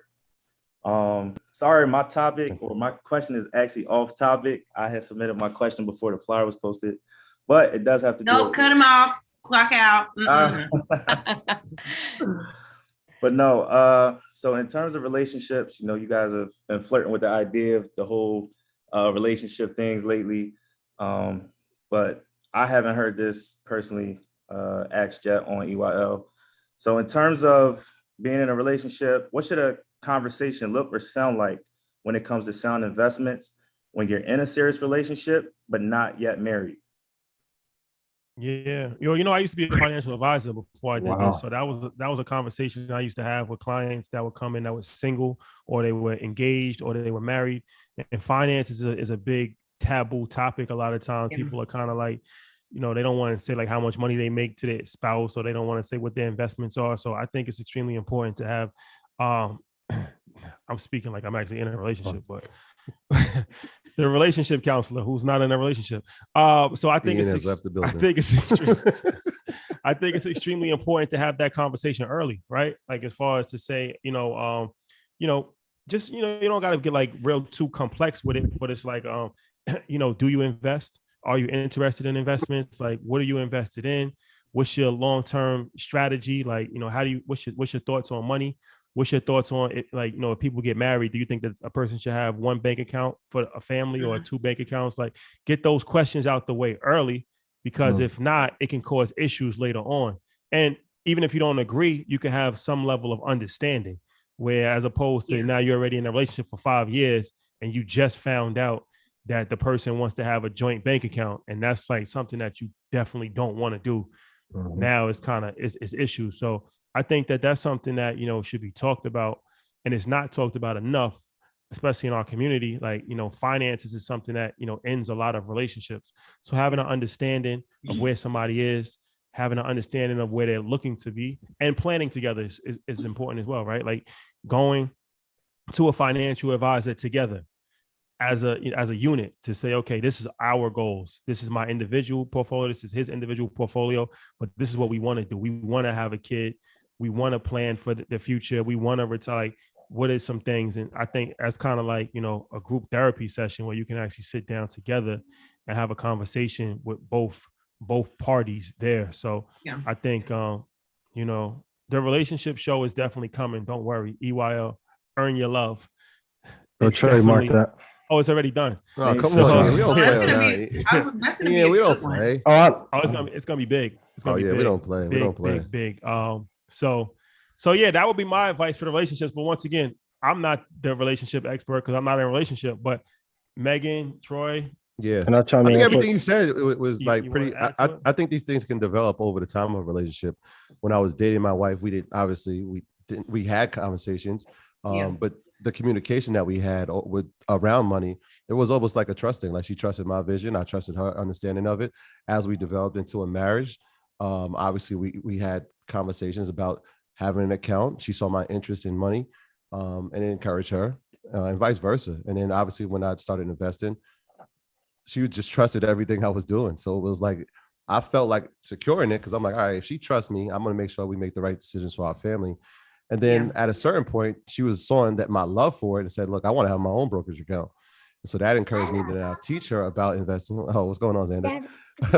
that encouraged me to teach her. And now she has her own brokerage account. And now we get to learn together. So it's about communication and not saying that we're going to have everything at once. Like, hey, we're about to be engaged. Let's get a bank account together. Let's have a joint account. I know that's one of the conversations we even had earlier in my financial planning journey. It was like, are you going to think about this at some point? And I'm like, yeah, rather than say, honey, can I borrow this? Or honey, can I borrow that? Let's just create a lump sum that if we ever need to pull from, we have it.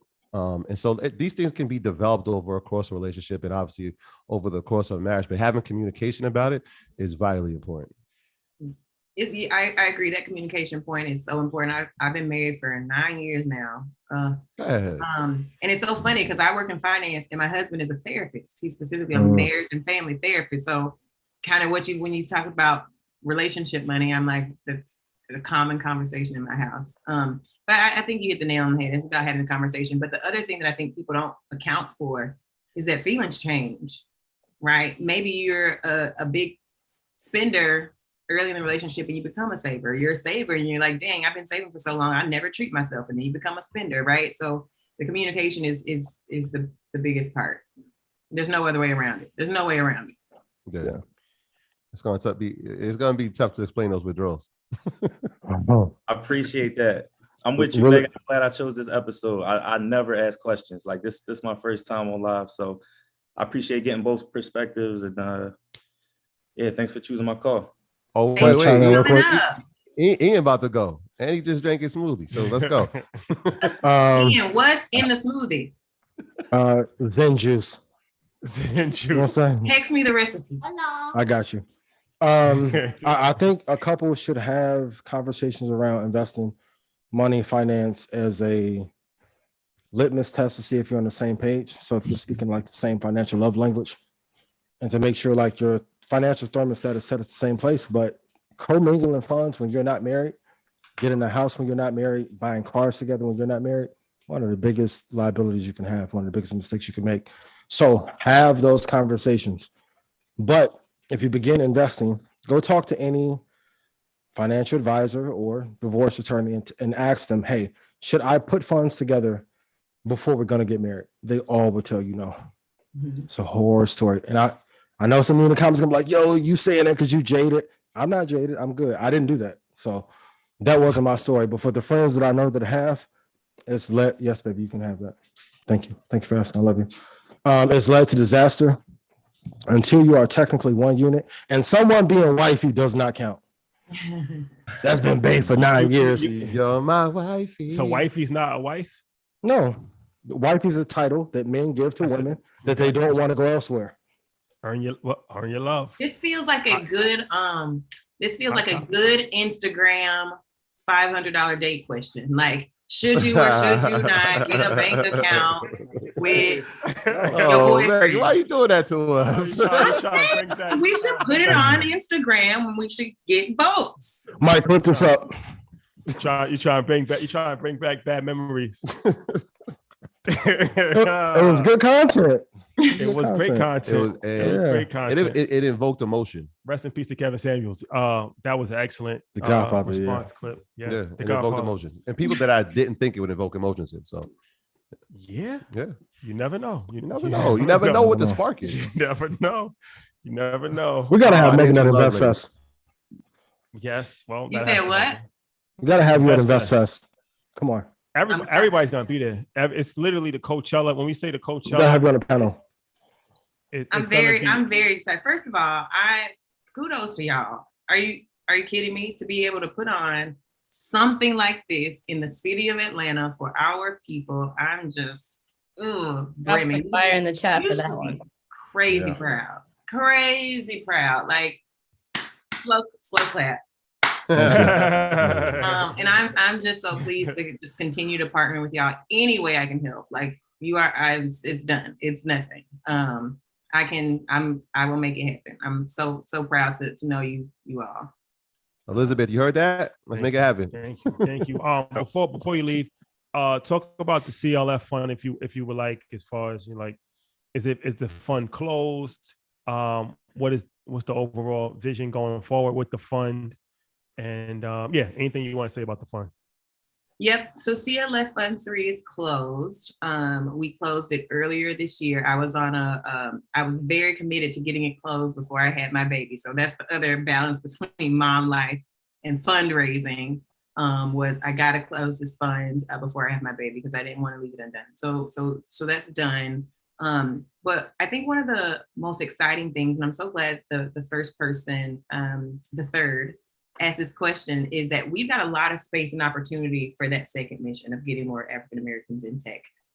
So if there are organizations out there, if you're a nonprofit that's working towards getting more of our people in tech, if you're a professional that wants to break into tech, right? Maybe you work at, for example, we had somebody who was in marketing at Target. Target is not historically a tech company, but that marketing skill could very easily be translated into an early stage tech company where somebody could, tap into that early employee equity, et cetera. So if you're a professional and you want to get into tech, like tap in with us. If you're an organization that works to get more people into tech, tap in with us. We're constantly kind of giving out grant money in that space. So that's the biggest thing that I want people to get involved in. But as far as the fund, you'll continue to see us, bringing in these cultural leaders. If you know folks who are changing and shifting culture, let us know. We'd love to see if they might be able to be a part of the next fund, Fund 4. But other than that, we'll just kind of keep pushing and bringing people in and expanding opportunity. That's what it's all about. And when it comes to like generational wealth, we hear that phrase a lot, right? Building generational wealth. But like, what is the practical way that people are actually achieving it? How are we actually doing anything? Like, that's the goal. At the end of the day, I want to see people build generational wealth through technology. There you have it. Thank you so much for joining us. Thank you. Let's definitely stay in touch and keep up the great work. You guys are killing it. And yeah, keep inspiring, keep educating. It's very important. And hopefully we'll see you at InvestFest for sure. Listen, I'm out here doing what I can. I'm just trying to make my mama proud. That's all I'm trying to do. So thank you guys so much. Your mama, for Alabama proud. Awesome. Thank you. Yeah, we appreciate you, Megan. Thank you. Thank you. We'll let you get back to mom duties. Will do, right there. I'm on my way. Claps in the chat for Megan, y'all. That was incredible. Thank you. All right, thank you. Bye, guys. She was amazing. Yes. Great guest, guys. Yeah, she's incredible. For those of you who don't know, Andreessen Horowitz is like universal music. Like anything you can go Google on Mark Andreessen and Ben Horowitz on YouTube, please go watch it. Two of the best entrepreneurs and capitalists ever. So amazing. Yeah. Shout out to Megan. Shout out to Market Mondays. We got some big stuff planned for Market Mondays. Can't announce it yet, but why do you do this to the people? We gave them something tonight. Paperwork is done. We will be ending the year with a bang. We will be ending the year with a bang. We'll be ending the year with a bang. Market Mondays. Market Mondays in Rhode Island. In Rhode Island, yes. The cat's out the bag. Get your tickets. Get it. You couldn't keep it a secret. The cat's out the bag. Yes.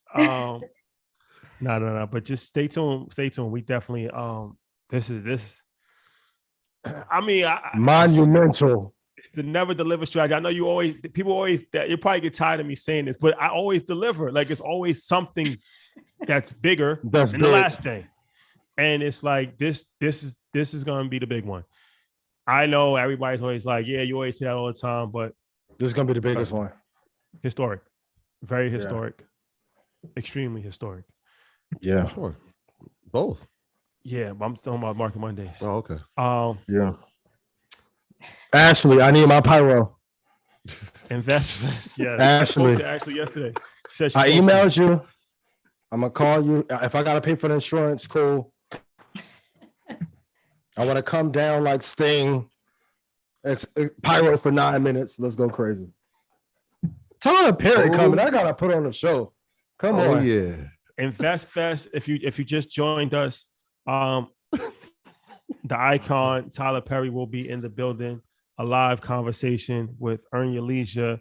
One night only. This will never. If you're there, take a picture because it'll never happen again. Yeah, you'll never see him again. I'll be honest with you. Have you ever seen him? He's what like if he wants to come again next year? Oh no, I'm just saying. As far as sometimes in life it's just take once a picture. In a lifetime. One night only. It's called take a picture. Yeah, it's gonna be monumental. It is. It's called take a picture. Yeah. Tyler Perry will be in the building, and Steve Harvey will be in the building. Yes, and Ian will be in the building, and I forgot the ladies. So, can we confirm? Can we say the lady's name? Please do. We can say Milano will be in the building. Milano will be in the building. We can say Budjanisa will be in the building. Yes. Yay. Kiana Watson. EYL Network's own Kiana Watson will be in the building. Budjanisa will be, like I said, Aisha Sheldon will be there. Aisha Sheldon. Oh my God. Oh, she gonna be there? Oh, baby. Yeah. Oh, she one of the ones. Student loan doctor. Yes, she will be in the building. I think I said Jatali on the list too. I'm getting there, Janet. I'm getting there. Ms. Business, our CPA, who is incredible. Shout out to her. And of course, I mean, the EYL fam, Jatali Valentine will be there. I spoke to her yesterday. The conversation was incredible. She's going to be, she's doing amazing things in the crypto space, but she's doing some other things for us as well. So that's the fam. Anthony O'Neill. Forgot about him. Yeah. He'll be there. He'll be there. A BitBoy crypto. Yeah. Market Mondays alumni. Yeah, Boy. Ian, Ryan, yeah, thanks Big for- Boy will thanks be for there. passing on that connection. Yeah. Of course. That was one of my favorite episodes. Yeah. Yeah, Caleb mine Silver, too. Amazing. another Market Mondays alumni. Caleb Caleb Silver. Silver will be there. Investopedia Josh will be Brown. there. How can I forget Josh Brown? Shout out to Down my with this. dog. Boy. Josh Brown will be in the building. Yeah. CNBC. This is how we coming. Steve Harvey, Rick Ross, Charlamagne the God, Earn Your Leisure, Wall Street Trapper, 19 Keys, Ian Dunlap, Dan Cathy, Him 500, Milano, Dame MG the mortgage guy. Dash, MG the mortgage guy, Dame Dash. Broke that today. That happened. Y'all watch that live. Shout out to Dame. Yeah. Yeah. T.I. TIP. My Shout out brother. to T.I. DJ Envy. Yes. Caesar will be in the building. That's a fact. The Jamel man King. with 1,000 doors. Mel King. 9 to 5 million. What? Yeah. That's a T-Pain, legendary lineup. musical performance. Hey, Ian, here's the craziest part. We're not done yet. Janet will be in the building. Janet. Yes. De I Silva will be in the building. We're Janet De Silva. not done. Oh man, we're not done. David Shands. Ash Cash. The whole network gonna be there. It's a fact. The earners will fact. be in the building. I can't wait to see the earners. It's yeah. Drip report. I will be in my Listen, full what are we regalia. doing? Oh wait, we just had a meeting this week. I had a meeting with my Was stylist. that Friday? Yeah. I had mine today. I will be in full regalia. Yo, Boy. here's the crazy part. I'll let them in a little see. I had a design and he was like, now Shai's doing this. I said, no, he's not. He said, yeah, he's doing this. First to market. I said, all right, Very important. switch the fabric. I said, switch the fabric. The fabrics. The Will you guys be fabrics- wearing sneakers or? You never know. You never know. You know, I'm gonna Never come with know. something clean. You know that's a Yeah. fact. That's a fact. Something clean and something that you probably never seen before. I like being first to market when it comes to these kicks. We doing like Why we Vanity talking Fair about Vogue kicks? cover. What Yo, we doing? shout out to Cool Kai. He Oh yeah, shout out Yeah, to yeah, Kai, absolutely. black owned sneaker designer. He sent us some kicks. fire. Really dope. Fire. Really dope. Shout out to Kai. Yeah. Black owned, doing his thing and killing the game right now. So yeah, Yeah. definitely. But yeah, drip responsibly at all times, Please. especially for VIP night. Oh yeah. We need to put out a disclaimer. I don't know if you know Terrence J. If you've ever like been in his vibe, Terrence J. is coordinating VIP night for us. Legend. Wait, so what's the dress code? Like, Fly, Fly. Yeah. fly. Amazing. okay. Grammys. That's the only requirement. Just be fly. Yeah. In your own way. Like your fly might be different from somebody else's, which is cool. It adds to the ambiance. The only requirement to go outside is to be fly. Yeah. You should never go outside if you're not dripped responsibly. You never know who's gonna see you for the first time. Or the Big last time. facts. That's a fact. How they gonna remember you? What Fab say? I dress like I'm gonna run into my ex. Boy. Shout out to my Very exes. important. Very You won't be there with me important. this year. I dress like I'm gonna run into my ex. If you follow that rule, you'll go far.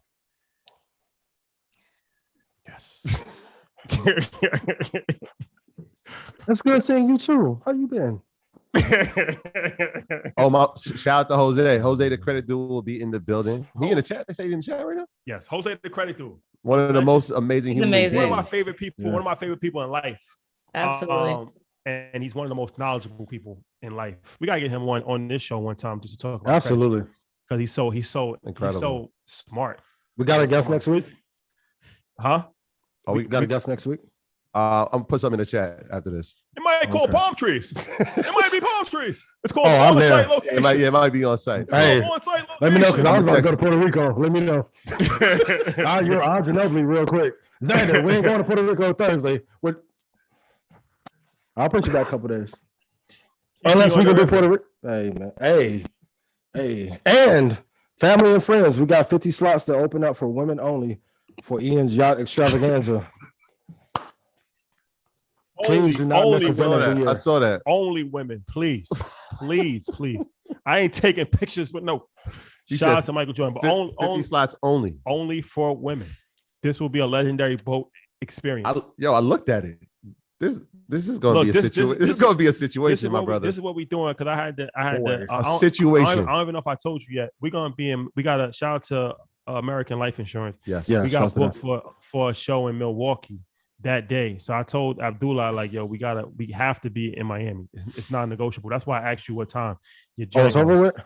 all the slots gone. I'm sorry. Yeah, that fast. The Earn Your Leisure family will be there. So that's why I asked you what time it starts. So we got the thing in Milwaukee in the morning, and then we're gonna catch a plane. I think it's a connecting flight.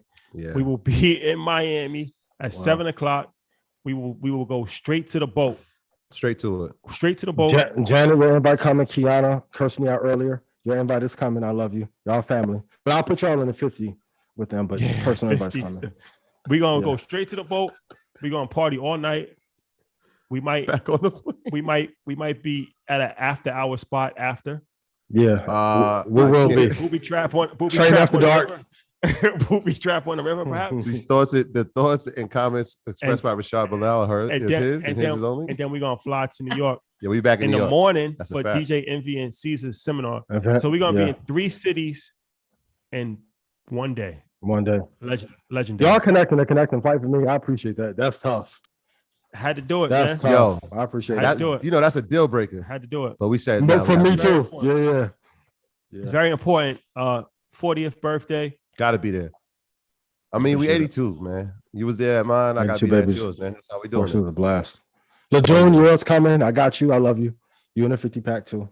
So 50-pack. Oh, Terrence Jason, he bringing a 10-pack. 10. That's standard. I digress. Terrence 5 top 10 all time snipers. He's up there.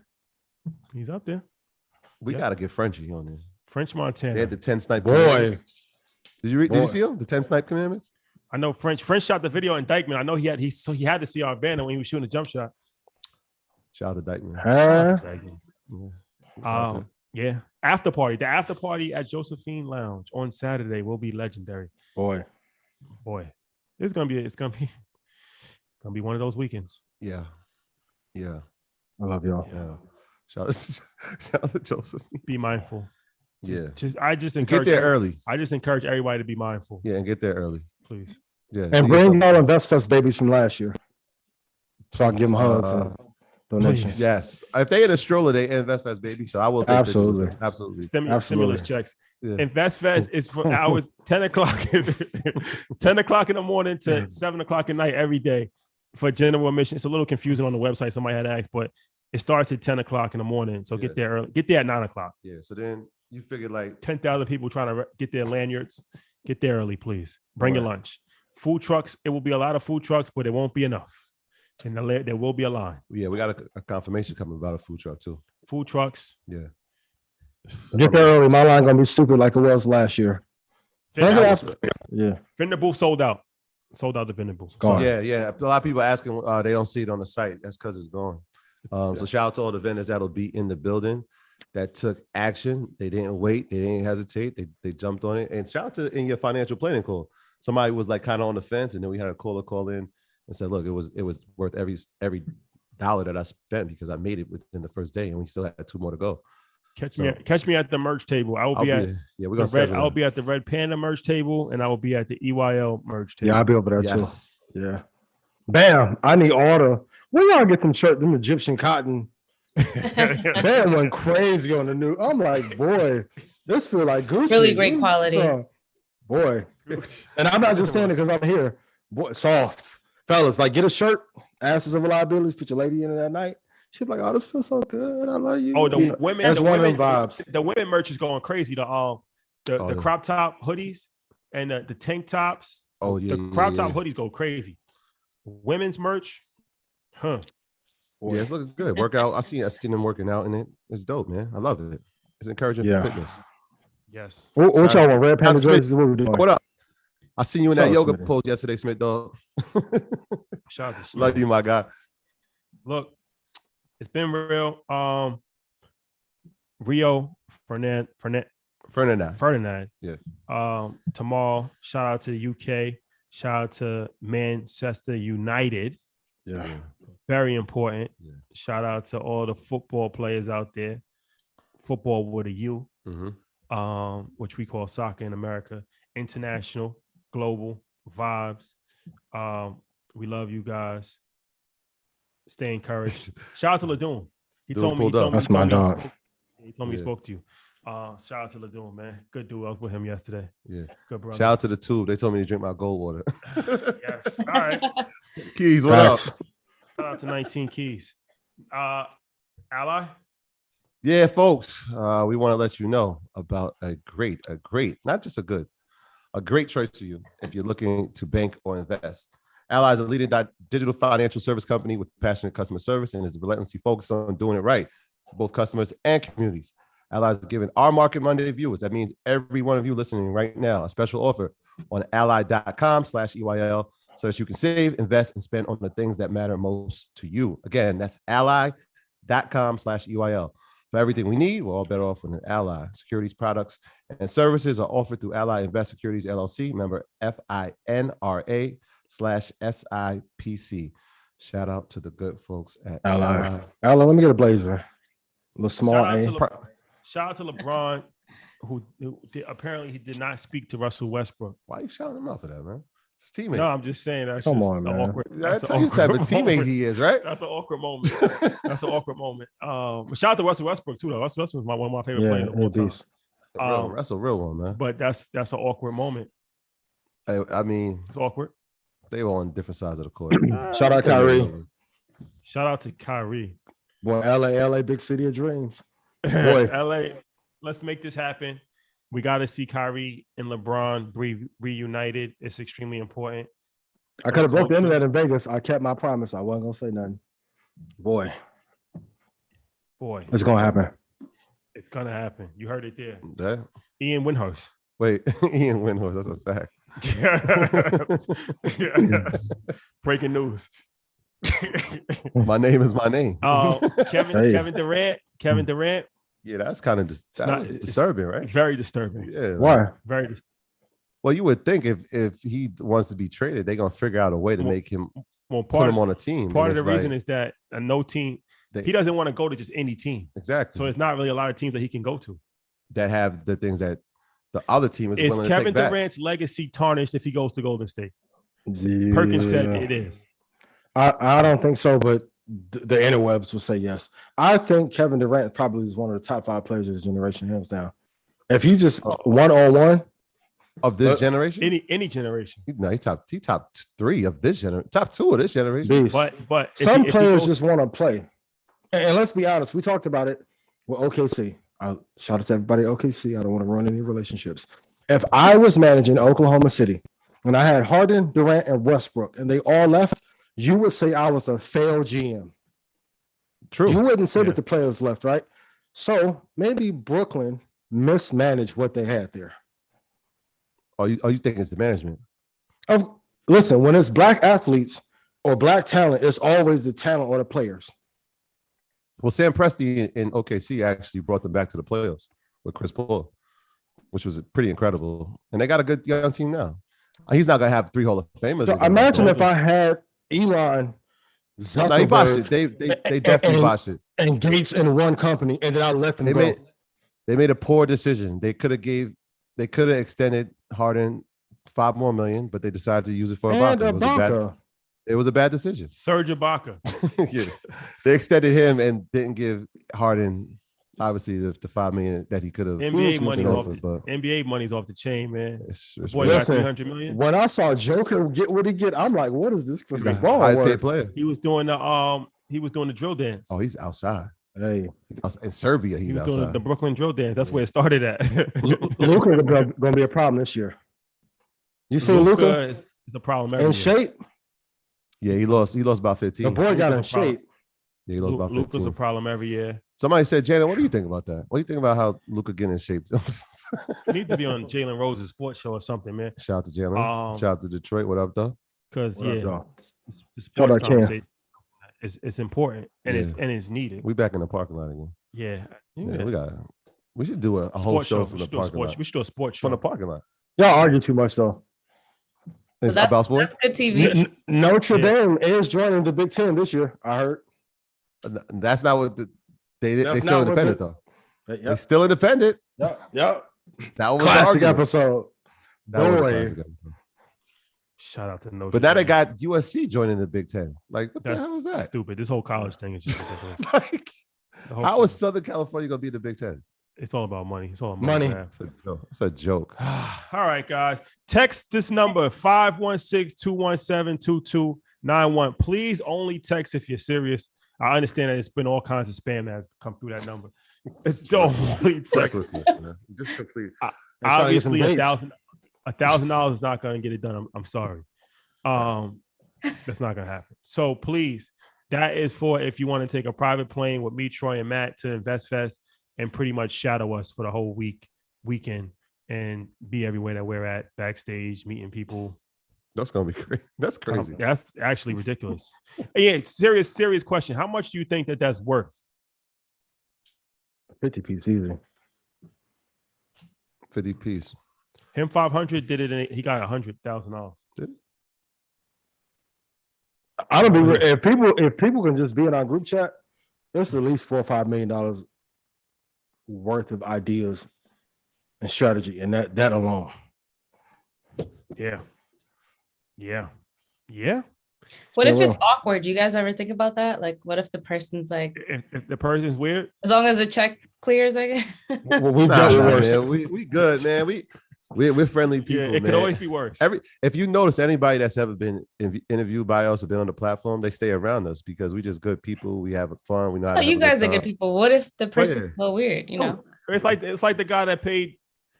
How much did he pay for Warren Buffett? 19, I think. 19 million. It went up this year. Yeah. What if he was weird? Last year's doing it. Yeah. Well, it's a short plane ride. If you guys are going somewhere else, then yeah. Warren Buffett, $19 million to have lunch. Warren's gonna retire in the next 3 years too. Yeah, I mean, heard it here first.